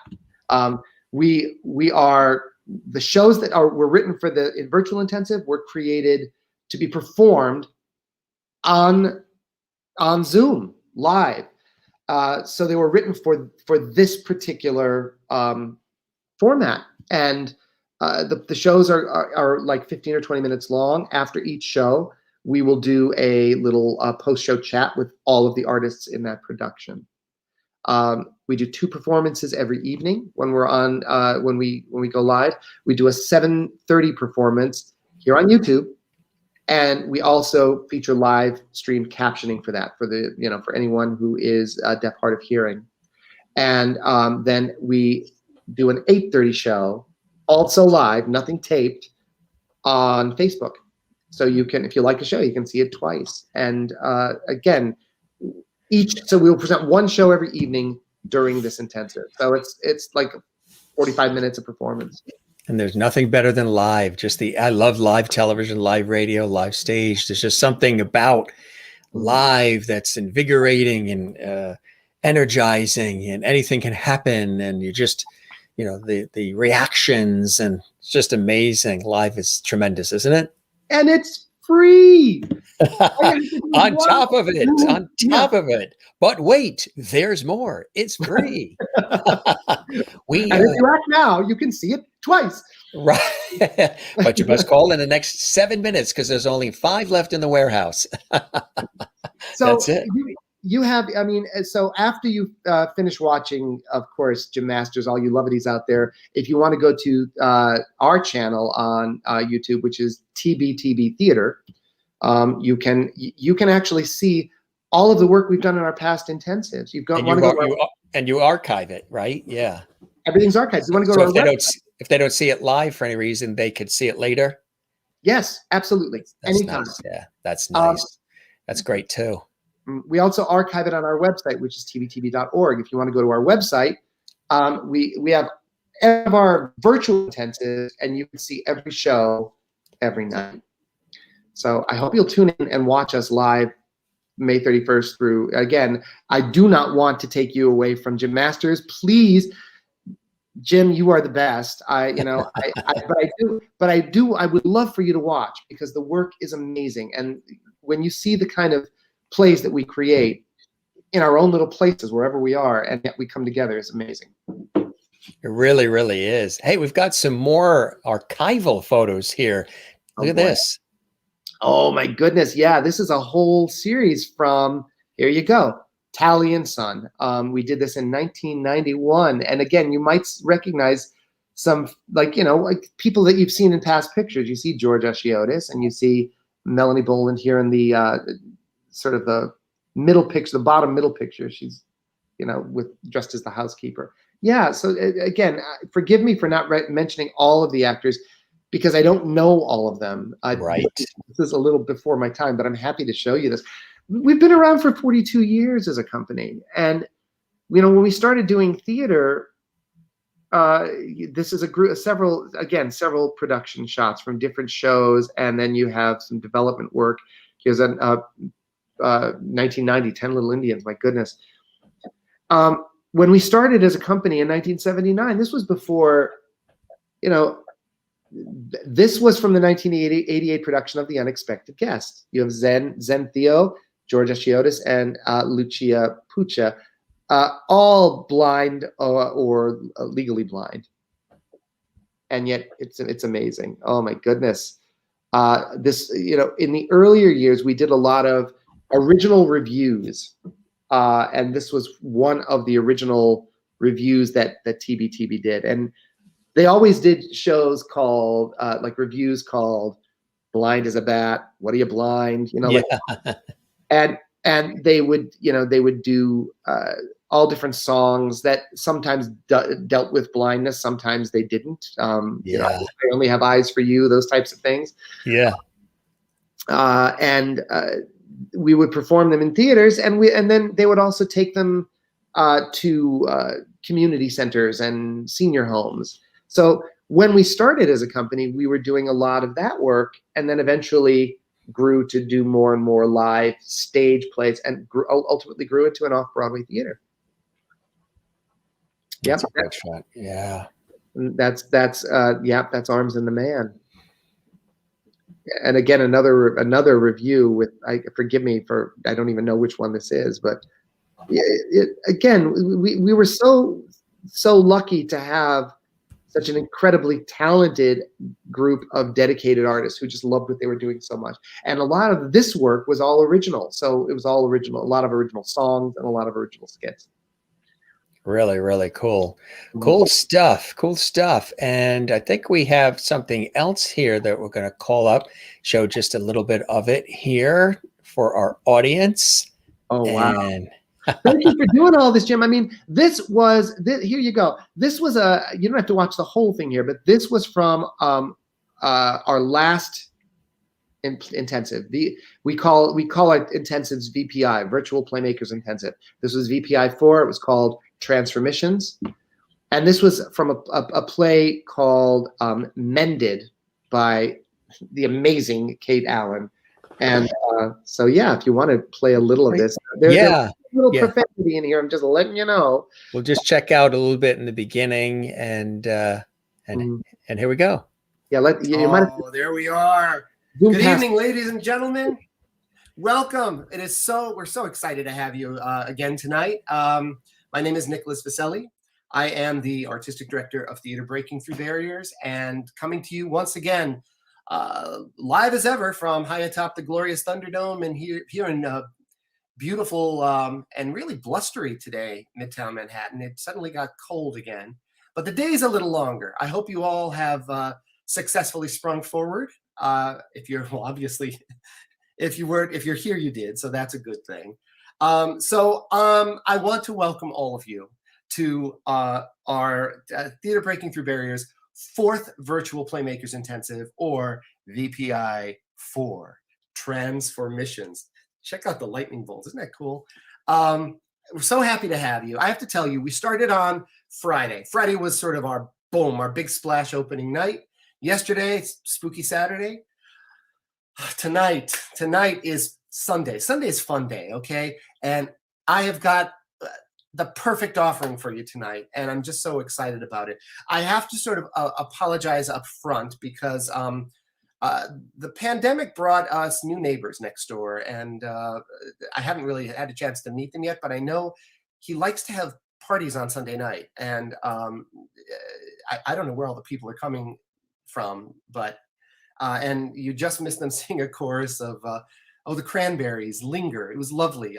So perhaps if you listen carefully, we might hear some Bare Naked Ladies or something. And they're my favorite. So I hope that you have a chance to really, listen in if you're bored by me. Sorry, we have anyway. We have this really incredible play for you tonight. I can't tell you. I'm so excited. The closed captioning. The play was written by Kate Allen, and this is the first time Kate's working with us. Now, we've worked with her daughter, Kira, who is amazing, but now you will know where Kira gets her talent. And Kate wrote this really brilliant play called Mended. Last night, we had an all-female cast. Tonight is an all-male cast. This play is brilliantly directed by Richard Rose. Again, long time, you've seen him many times, very dear friend. And we have this stellar cast.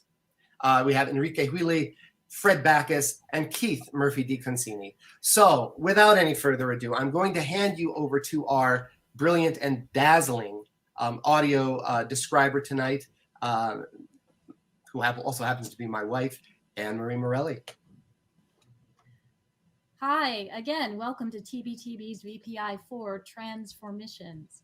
I need to remind you that our stage is your computer screen. Characters will appear in separate Zoom windows on screen. Currently, the stage is dark, and audio descriptions will be inserted as needed. Tonight's play, Mended, written by Kate Allen, was directed by Richard Ambrose and features Fred Backus as Luke, 30, sandy brown hair, blue eyes, facial hair, dressed in a gray t-shirt with a black hoodie over it. Keith Murphy DiConcini as Vic, 30s, sandy brown, short hair, blue eyes, wearing eyeglasses and a dark gray t-shirt. And Enrique Wheely, 30s. He plays Brandon. He has dark brown hair and eyes and is wearing a black hoodie. Our men are all meeting on Zoom from their homes. They're here to discuss the intricacies of fantasy football. That's cool. Yeah, and then the show goes on. The show is hilarious. For those of you saw the introduction, please go watch it. You will not regret it. It's so much fun. So you obviously love this this work that you're doing. It's a calling. It's in your DNA. It's who you are and your wife and everybody involved. What are some of those true blessings and joys that you've learned being affiliated with the theater as the artistic director and having a chance to work on so many amazing productions and with so many fantastic people? Wow, Jim, it is so gratifying to me to be able to provide opportunities for really incredibly talented artists to do the work that they do. Now, I'm an actor. I never really dreamed that I was going to be an artistic director. A lot of times when you're an actor, you say, "Oh, I'd love to be an artistic director. I'd love to be able to control the work and control the projects." And that's a lovely thought, but you don't realize that's not what an artistic director really does. I mean, that's part of the job, but there's a lot more work that's more like work, like writing grants, like having to balance budgets, like having to deal with a lot of other business things that you don't really realize. And I don't have an opportunity to act as much as I would like because this takes a lot of time. But it's very rewarding to me because to be able to show, not only to be able to create really great art, but to create art to me that makes a difference, that has an opportunity to show what many people often miss or overlook in the world. That you see someone and you sort of make a decision and you take it for granted. You don't realize how precious and important that soul is and what they offer, what they bring to the table. And that matters more than anything to me. I want to see change. I always used to think, I think our company, I would love it one day for our company to become irrelevant. Everybody is doing this. I don't think I have to worry about that, sadly. I think we have to, and when we're in a place right now where we live in a world where there's such differences of opinion, like ridiculous differences of opinion. Who would have, things that defy reality, and people embrace that. And I don't understand. I mean, I don't understand it. And yet you're not looking. Once again, if you're looking here, and you're not looking at the person across from you, there's something wrong. You cannot drive your car forward by looking in the rearview mirror. So we have to. The lesson of this whole year has been, we need each other. So now's the time to really start putting that into practice. We can't go back to what we left last March of 2020. If we go back there, then we've made a wrong turn somewhere. Humanity would have gone backwards in so many different ways, to the detriment of us all. Yeah. And I've said that. I've said oftentimes that I think it was a meeting of the minds. Planet Earth, Mother Nature, and the divine came together, said enough, knock it off, humans. They decided to throw in a pandemic, economic situation, political craziness, civil unrest, all at the same time in 2020, and then said, look, you know, all of this violence, this hatred, all the stuff that's going on, we gave you life, we gave you the bountiful richness of this earth, this planet, and you're sort of fouling all of the things up. You're not even getting along. Nobody's talking to anybody. Everybody's complaining on the offense. And so we are the ones who are in control, the divine, planet Earth, Mother Nature. We're going to pull the plug on it all.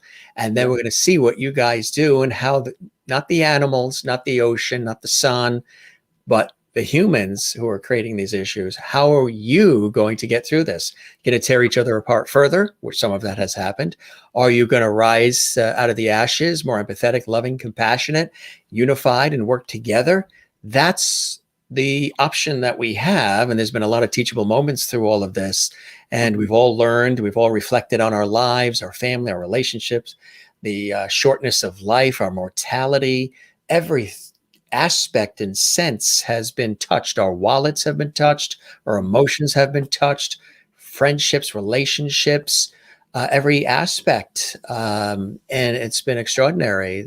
I say the only people that could have scripted this are Stephen King, Steven Spielberg, or Rod Serling. That's about it. And so it's, I'm hoping that we do not go back to any sense of what normal was, because that was going way out to sea. Mm-hmm. We go to better. We come together, we go to better. Sounds Pollyanna, sounds idealistic, blah, blah, blah, blah. But what the heck? The other option isn't so hot. So. It's funny you mentioned that, Pollyanna. You know, I mean, I've been so focused on, you know, on believe it or not, sort of, I've become very like quixotic, very Don Quixote. I've been really sort of focusing on that, and that's sort of now become like the one of the mantras of my life. I have a picture on that I'm going to be hanging on my wall here. You see, this will go behind at some point, but I love this. This was a picture my wife gave me for Christmas, and she also gave me this because I told her this is a quote that I've been living by, which is also not from Don Quixote. It's actually from Man of La Mancha, which was taken from So that. before you show that, since these are being revealed for the first time and are going to be going on your wall, and we're seeing the picture for the first time, we're going to be seeing that for the first time. Mm-hmm. We do have a graphic for that. We call that a world premiere exclusive. All right. Folks, you are seeing these for the very first time before they actually make their way to the wall behind him, the wall of fame. and all you have to do to see it live is, well, you can tune in here, but come and visit us. And now is the time. You know, this is another, by the way, just for posterity, today it was announced by the CDC that if you have been vaccinated, you don't really need to wear these outdoors or indoors. Now, I don't want to go too crazy here, but that's a positive sign. Yeah. We're double vaxxed. Mm-hmm. We had Patrick McEnroe, the tennis star and ESPN correspondent, as a guest a couple of weeks ago. He says he's vaxxed and relaxed. And so are we. Yeah. I mean, how great to be able to say we can move into that. But let's not forget. Listen, too much has happened this last year. Too many lives have been lost. Too much is, we cannot dismiss all that and say, okay, good. Then, moving on. So that's it. You want to show us that? Yes. So this is, I love this. This was sort of a quote from Man of La Mancha, and it's sort of what I have been buzzing around in my head for months right now, which is, I will read it. I will read it to you. O maker of empty boasts, of this of all nights to give way to vanity. Nay, Don Quixote, now is the time to take a deep breath of life and consider how it should be lived. Call no thing thy own except thy soul. Love not what thou art, but only what thou may become. Avoid self-contempt, for this is the nearest thing to hell on earth. Be a father to virtue and a stepfather to vice. Do not pursue pleasure, for you may have the misfortune to overtake it.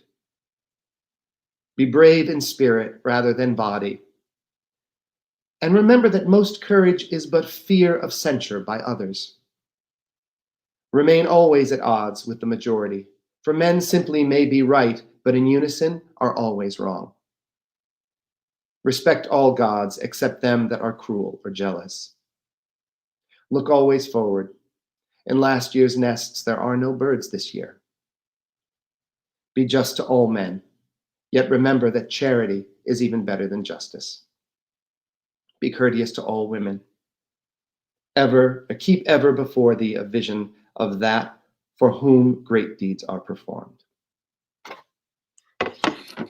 Hear ye, hear ye. Yes, yes. Beautifully said. A wonderful way to wrap this up. A beautiful night, my friend. We've chatted for 2 hours, but everybody says it never feels like that, right? It's just conversational, freestyle, and easy breezy. And yeah. Oh my goodness. And I do talk a lot, but thank you for no. being so wonderful. Oh my God, being such a great host and a great listener, as well as creating such a great place to be together. Oh, it's my pleasure. I hope whatever the expectations were that you had, that the show met those, and that you'll come back and that you enjoyed the time with me as much as I have with you, Nicholas. You're doing beautiful work there. Well, so are you, Jim. Thank you. And yeah, we will let's absolutely stay in touch. I will look forward. Can't wait for you to get in town here, and let's go for something to eat, get something to drink, and maybe get to see some really good theater together. Absolutely. I want to show you some of the lovely comments coming in here, my friend.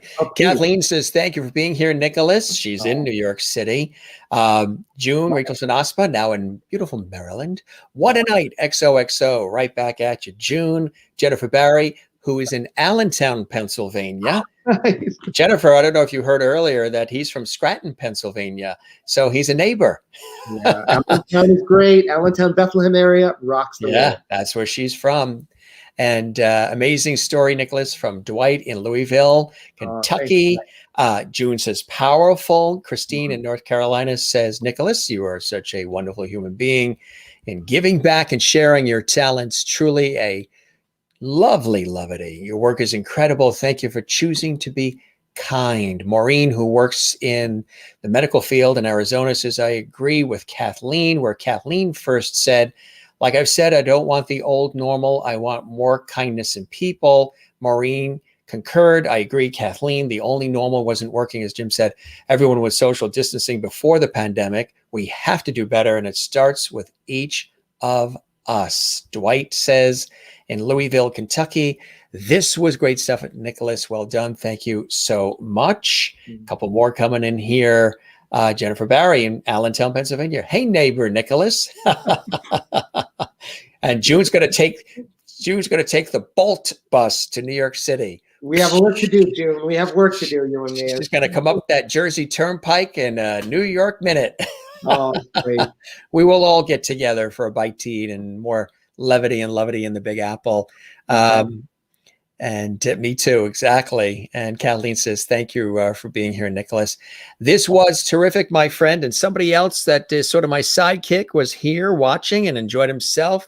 George Burns was with us tonight. Oh, I love George. Hey, George, how are you? He's doing well. He's doing well. He's got his cigar and he's got his red hanky and he's all happy. And he hasn't changed. Oh, my goodness. I tell you. He looks beautiful. Looks amazing. Well, remember he played God in the movie, right? So he. It's always good to have God around. So that's had to have God on your side. So he's our sidekick here on the show.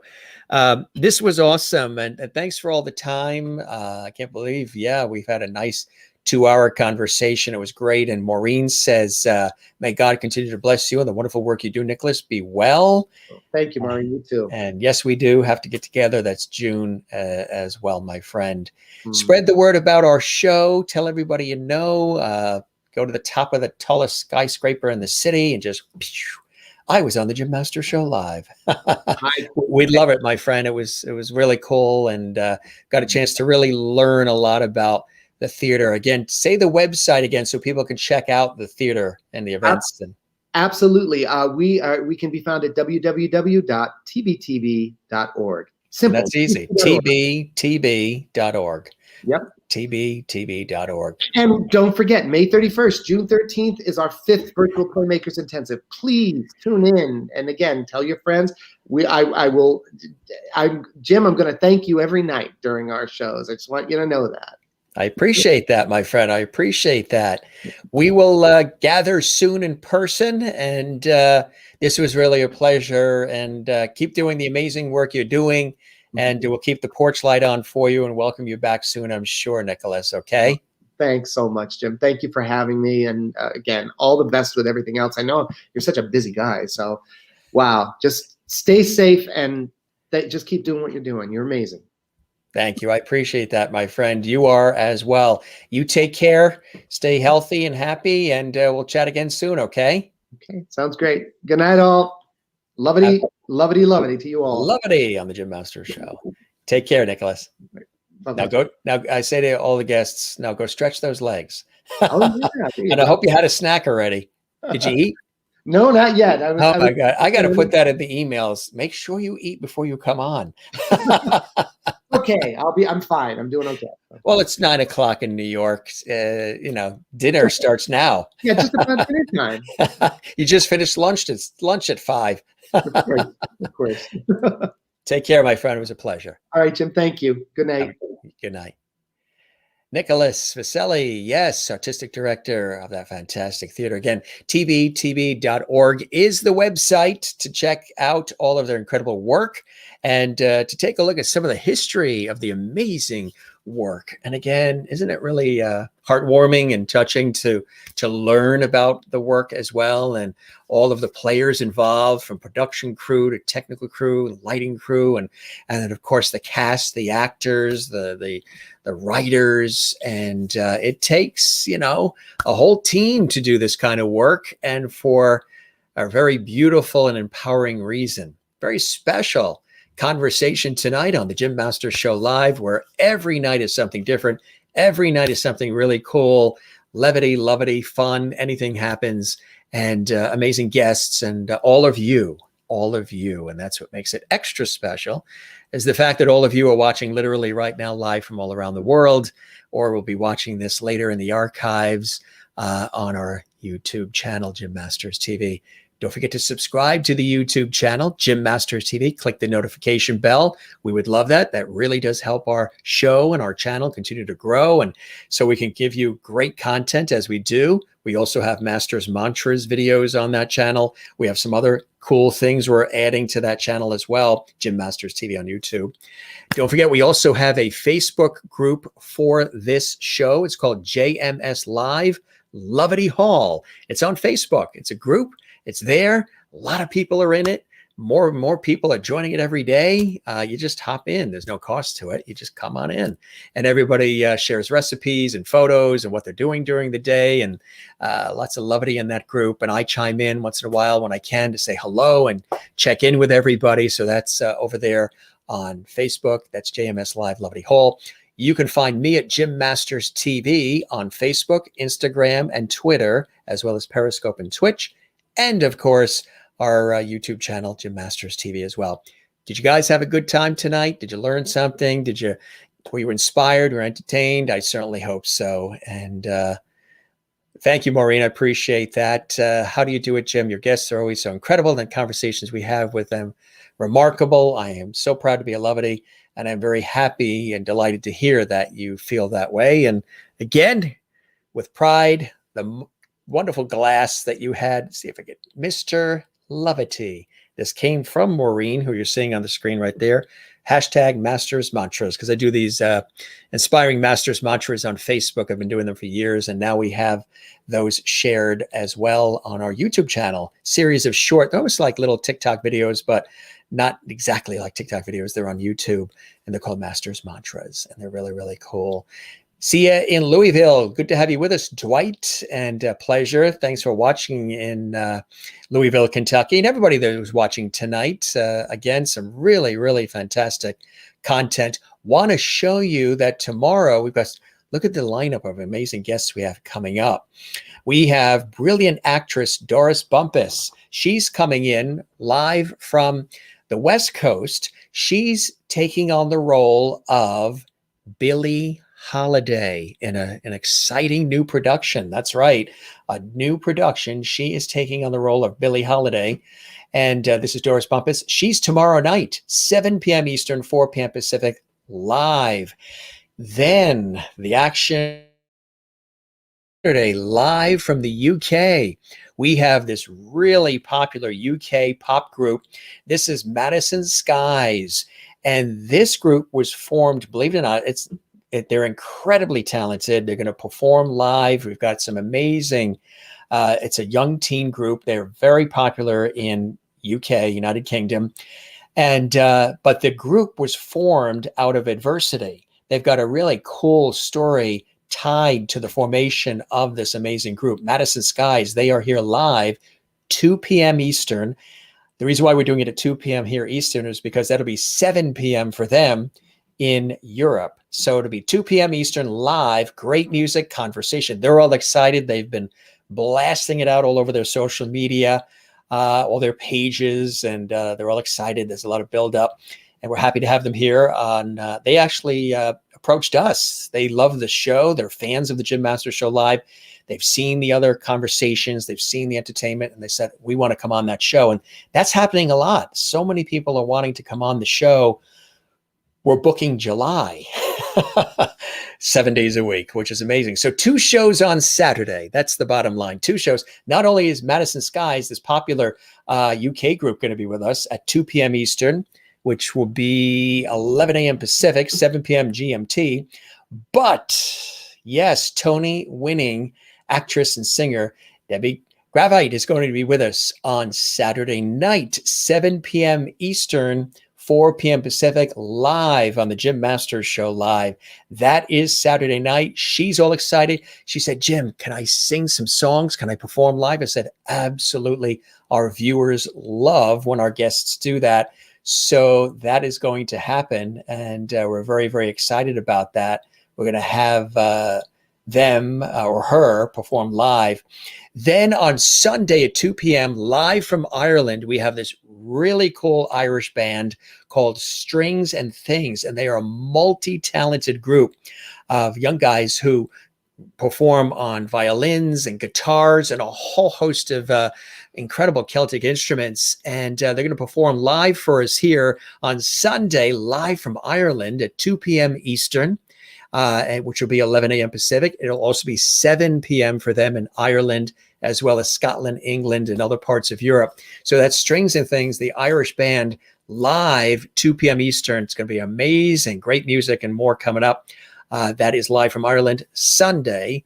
And then on Sunday night, look who's joining us. Yes, Burt Ward, who played Robin in Batman, the TV series, the beloved TV series with the Robin and, of course, Batman himself, Adam West, and Alfred, and remember the Penguin and the Joker, Cesar Romero, Burgess Meredith, and Julie Newmar, Catwoman.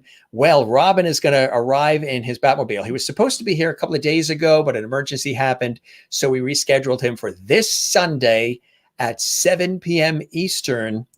That's right, 4 p.m. Pacific, live on the Jim Masters Show, live from Batman, the legendary 60s TV series, Burt Ward. Now, in addition to Batman, he and his wife, Tracy, also have they do rescues. They have rescued a multitude of animals, dogs, cats, and they also have a very special organic pet food line that they're going to talk about as well, which is really, really special. So guess what? Yeah, Robin from Batman is going to be here on Sunday. Big, big, big weekend of incredible guests. Then John McDaniel's going to be here.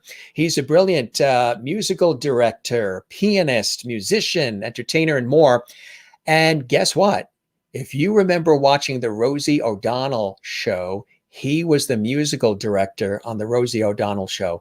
You always saw him on screen. He always chatted in the beginning. You know how the host, when there is a band conductor, leader, musical director, they have that little host chat.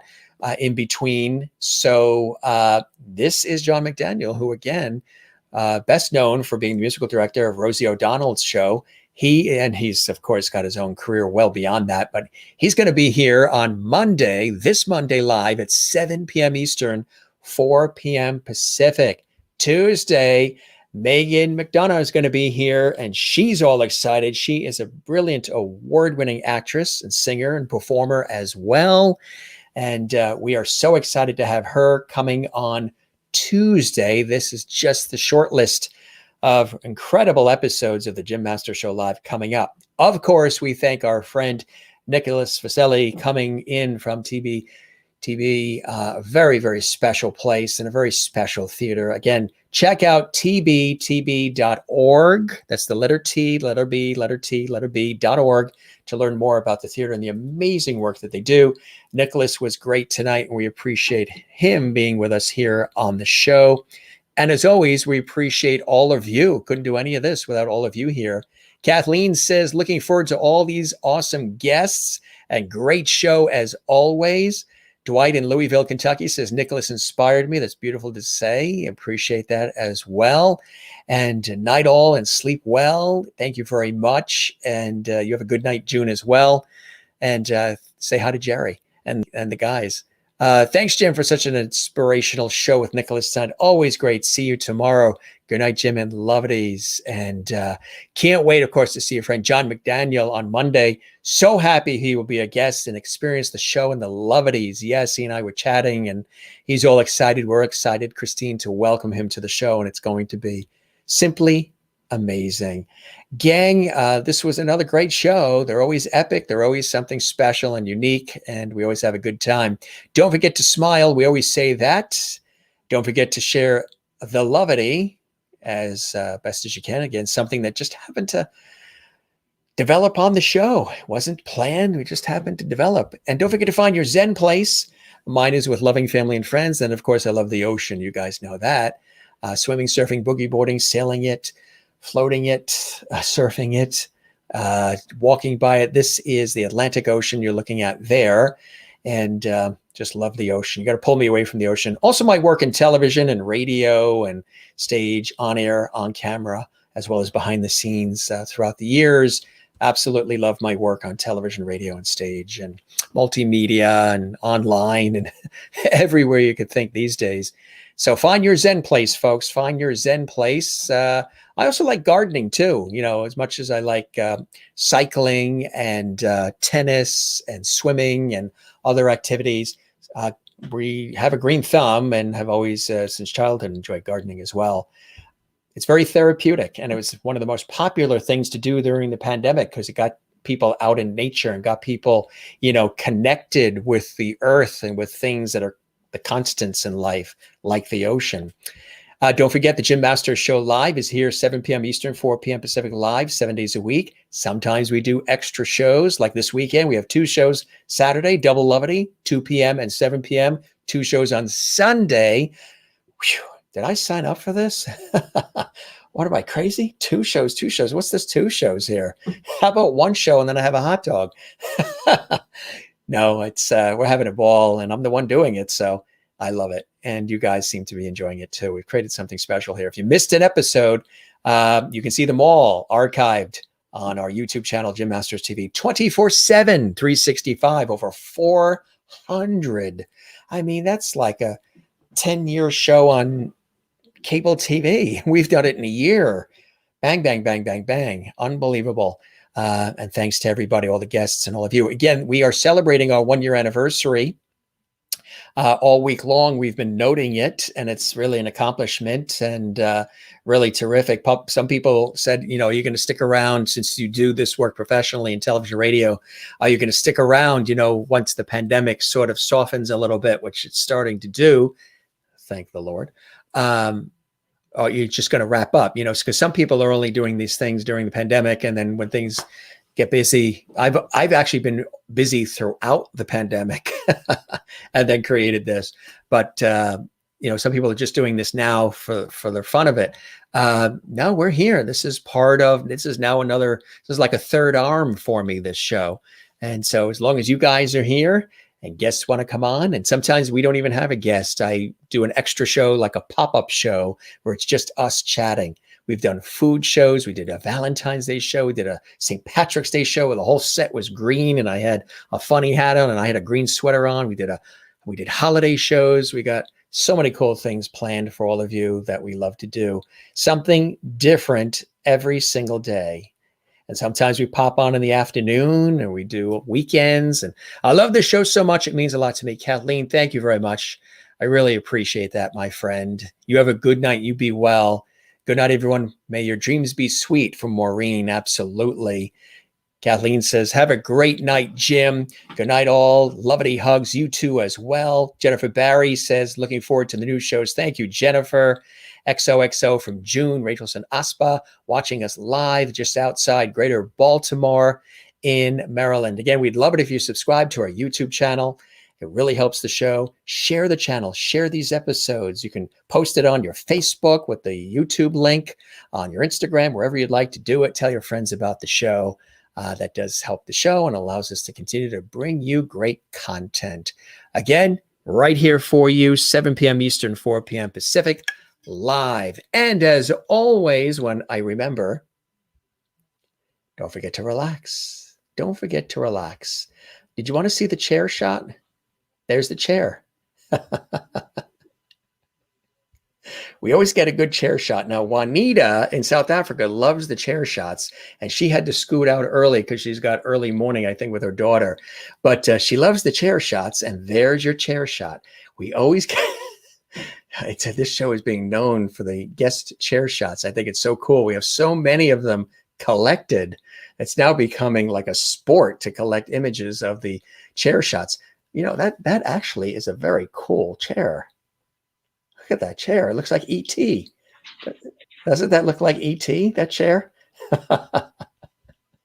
Looks like E.T. And you may remember we had Dee Wallace, who was in E.T. as the mom on our show a few weeks ago. If you missed that episode when legendary actress Dee Wallace from E.T. and The Howling and The Hills Have Eyes and so much more, if you missed that episode, you can see it in the archives at Jim Masters TV on YouTube, the Jim Masters Show Live. Don't forget to relax, breathe, love one another, and take care of yourself, and love yourself as well, and be good to yourself. You're always welcome here on the Jim Masters Show Live, gang, okay? So we will see you tomorrow with Doris Bumpus, who's now taking on the role of Billie Holiday in a new fantastic production. She's all excited to be here, and we're excited to welcome her tomorrow night, 7 p.m. Eastern, 4 p.m. Pacific. I know Juanita loves the chairs and she missed the chair, but if she watches this in the archives, she'll see the chair shots. Play musical chairs on the cruise would be fun. I love that idea as well. All right. Love you all. You guys have a good night. Thanks as always for all the time and the attention and for being with us here on the show that we call the home to Lovity and more, the Jim Masters Show Live. Special place. And just getting better and better and better every day. We really, really love it. You may remember when we had the brilliant guitarist and dear friend, not only guitarist, but he's a wonderful professor at a university, professor of music in New Jersey. Remember when John LaBarbera was on and he whipped out like 100 different guitars and mandolins and all different instruments? He was a guest on the show and he had these words to say. Hi, everyone. John LaBarbera here with a quick shout out to celebrate the Jim Masters Show Live. And I'd like to share that with all of you. You know, I had such a great time on Jim's show last time.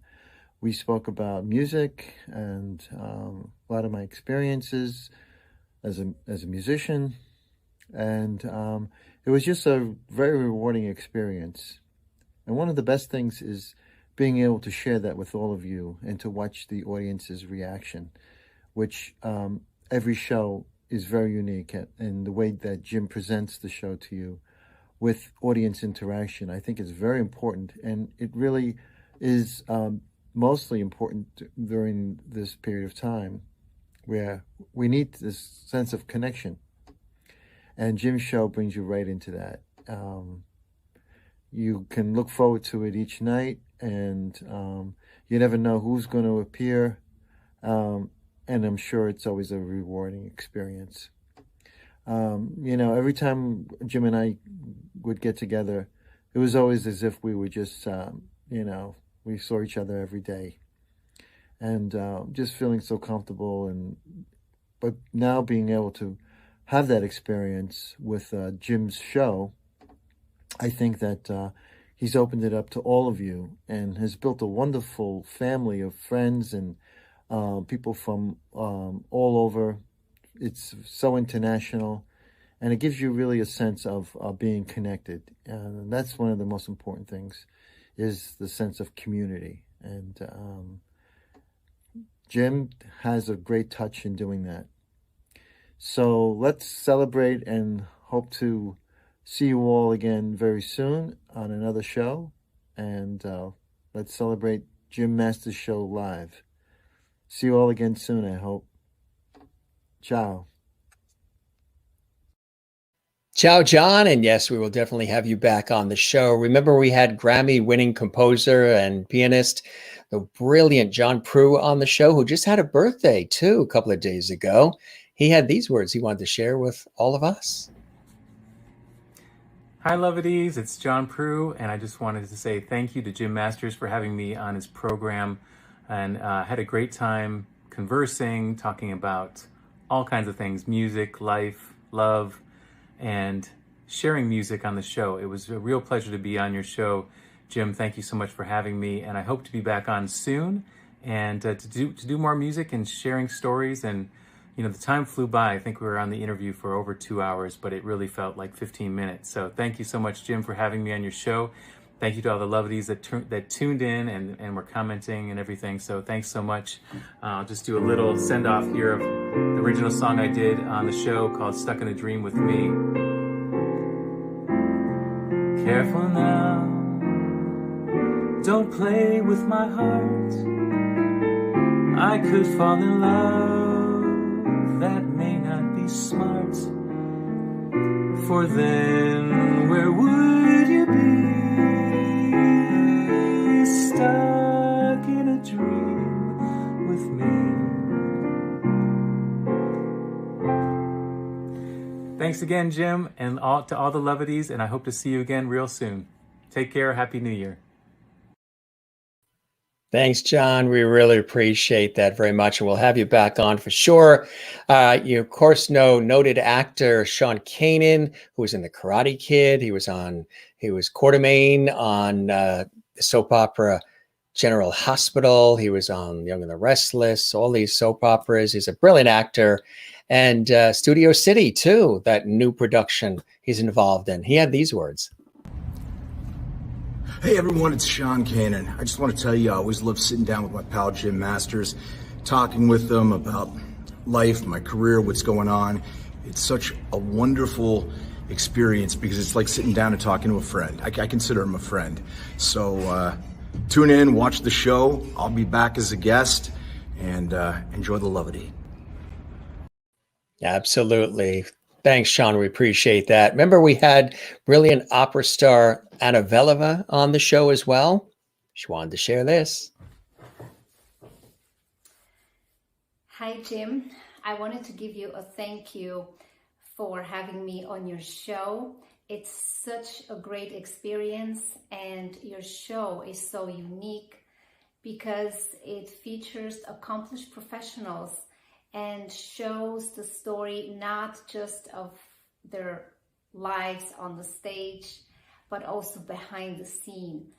This is a very unique experience for the audience because they get to see how the life of a star in the entertainment business is on stage and also behind the scenes.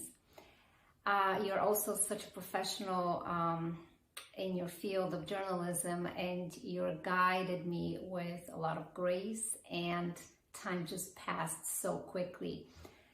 And it was a pleasure for me and the audience. So thank you again. I am watching your shows now, and I'm a subscriber, and I recommend that for your audience and everyone who watches Jim Masters TV. Thank you. Thank you, Anna. We appreciate those words very much. And that was a great episode. You can see the episodes with all these guests in the archives at Jim Masters TV and the Jim Masters Show Live. Remember when actor Ellis Gage was on the show? That was a fun episode as well. He had these words. Hi everyone, Ellis Gage here. This past summer, I had the privilege of appearing on the Jim Masters Show Live, and I had the most incredible time. One of the most amazing things about Jim's show is the diverse array of artists featured from all walks of life. I really loved getting to share my own experience as a performer and really explore with Jim why we do what we do, why artists make art, what it's all about. It helps remind me, and I believe many, just how important it is to keep creating and sharing our work, doing our thing, even through the most challenging of times. I mean, this show is a product of the pandemic, which really proves that there is often room to make art, to teach and learn through the abstract, etc., really in whatever situation. It was something very special, and I hope to be back for more levity, as Jim says, very soon. Thanks, Ellis. We will definitely have you back, my friend. It was a great episode with you. Remember when legendary actor Tony Lobianco, who was in The French Connection and so much more, television star, film star, stage, was on our show with his lovely wife, Elise. We had actually two separate episodes, one with Elise and one with Tony. They had these beautiful words to say from their lovely home. Hey, Jim. Hi, Jim, Tony, and Elise Lobianco here. My dog? We want to say how much we enjoyed being on your show this last year. You interviewed Tony. We were separately. You interviewed Tony for his acting career and me for my Christian ministry. And we just want to thank you for being such a gracious host and for doing your homework, finding out about us, and doing such a great job. I also want to apologize for this, by the way. COVID, has taken away our freedom and not allowed us to be social or political. And I just grew this. It'll come off. And I like it. She likes it. Okay. We Thank look you. forward to seeing you in 2021. Absolutely. Take care, Jim. I think it looks snazzy on him, don't you? Remember, we had Olivia Clark, the brilliant singer and songwriter and actress on the show. She's got some really amazing projects. Matter of fact, she's part of a really exciting television production. We were just chatting the other week. If you saw that episode, you knew how great it was. She was in the studio and performed live. She's going to be back soon in the summertime with us, but she had these words. Hi everyone, my name's Olivia Clark. I'm a singer, songwriter, actress, and dancer.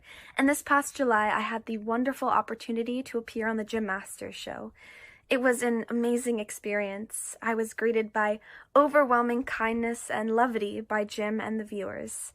I loved getting to share some of my experiences and a bit about who I am with all of you. And I am now so grateful to be a part of this family that Jim has brought together. I look forward to getting back onto the show in the new year. Bye, everyone.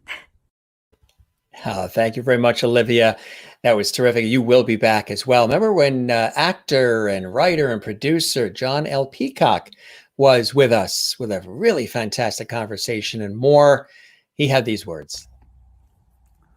Howdy, everyone. John L. Peacock here, actor, writer, director, and I just wanted to take a moment to thank Jim Masters for everything that he does. He's able to bring people together from such a wide array of life experiences and backgrounds, and he's able to interview us in a way that, for me, just made me feel so comfortable, so at home. I met Jim literally a couple of minutes before we went on live for our roughly 2-hour interview, and it was refreshing. I felt like I was talking with an old best friend and we were catching up for the first time in 10 years. That's how at home, that's how comfortable he made me feel so quickly. So thank you, Jim, for all you do. I really appreciate it. The pleasure was all mine, John, and we will, of course, stay in touch as we have already, and we will have you back on the show. Remember when Michael Colby, the Algonquin kid, was on our show? That was a fun episode, too. You can see that in our archives. He had these words. Greetings. I'm Michael Colby, sometimes known as the Algonquin Kid. I want to wish a safe and vibrant 2021 to one and all as they sing in Charlotte's Suite, Farewell to Old Lang Syne, Ring in the New Year, and special thanks to Jim Masters for his swilligant shows, past and future. Swelligant. Nice job. I love that, Michael. Thanks for that. Remember when we had live from Las Vegas, Nevada, Kenny James with us. What an epic episode that was. His son popped on as well, who's a fabulous musician. Kenny is a brilliant entertainer, performer, singer, musician, and more. Even their dog jumped up on his lap, and it was a blast. Kenny had these words. Hey, Jim. Oh man, I want to tell you that how much I really enjoyed doing your show. You know, I have to admit it was so much fun. I had like an hour and a half time scheduled to do the interview because I had another appointment after your interview, but it turned out to be so much fun. It almost felt like a family affair. It turned out to be so much fun that we went like 2.5 hours or so. And everyone said you did an incredible job with the interview. It was seamless. We had just a wonderful time, and I feel like I've made a new friend out of it. So I really want to thank you very much for having me on your show. And I thank Terry Woolman for kind of recommending me for your show. And I have become a fan. What is it? A Levity fan? Levity fan? Yeah. But anyways, thank you very much, sir, for having me on your show. It was a pleasure. Yes, it sure was. And you can see that episode on our YouTube channel, Jim Masters TV. Thanks, Kenny. Remember when Marie Colley was on the show, the brilliant author and journalist? She's a big fan of our show. She's also in our Facebook group, JMS Live, Lovely Hall. She had these words. Hi, everyone. This is Marie Colley. It's been such an honor to be on the Jim Masters show on YouTube and on Facebook to talk to all of the Lovities. Jim's a master of the art of conversation. It's good to have that back. And it's so nice to have everybody be a part of the conversation, you know, that's watching from home during the show. It's great to share the inspiration and the joy and the warmth that we all need right now, especially with everything going on. You should subscribe to his YouTube channel. He's the best. I'm looking forward to being on the show again when my next book is ready. It's so great to talk about writing with him and with everybody else. And Jim is just the best. That's all I can say. I'm looking forward to being back. Thank you, Jim, for everything. The pleasure was all mine, Marie. Thanks for those beautiful words. Remember when we had the incomparable, brilliant, multi-million platinum selling flautist, musician, a recording artist extraordinaire, producer, Sir James Galway on the show, and his lovely wife, Lady Jean Galway, live from their home in Switzerland. He had these fabulous words. Hello, Jim. I just want to tell you how much pleasure Jeannie and I got out of appearing on your show when it was possible to do that. I hope in the future we'll be able to do it again and take part in a great show. Sir James Galway, Lady Jean Galway, thank you so very much for those kind words. And thanks to all of you for all of this. We've done this show for a year as of last week. We're going to have a special anniversary celebration next Wednesday. That's next Wednesday, live at 7 p.m. Eastern, 4 p.m. Pacific. I hope you can join us then. But of course, we're back tomorrow night and all weekend long and every day for you as well. Share the levity, spread the word. Whatever this show does for you, hope it inspires, entertains, makes you think, and maybe makes the day a little bit brighter than it was when you woke up in the morning. If it doesn't, then rewatch the episodes and watch them a couple of times, and then probably it will. You guys are the best. Thanks for joining us. We love you all. Have a good night, and thanks for watching this episode of the Jim Masters Show Live. We'll see you tomorrow. Bye-bye.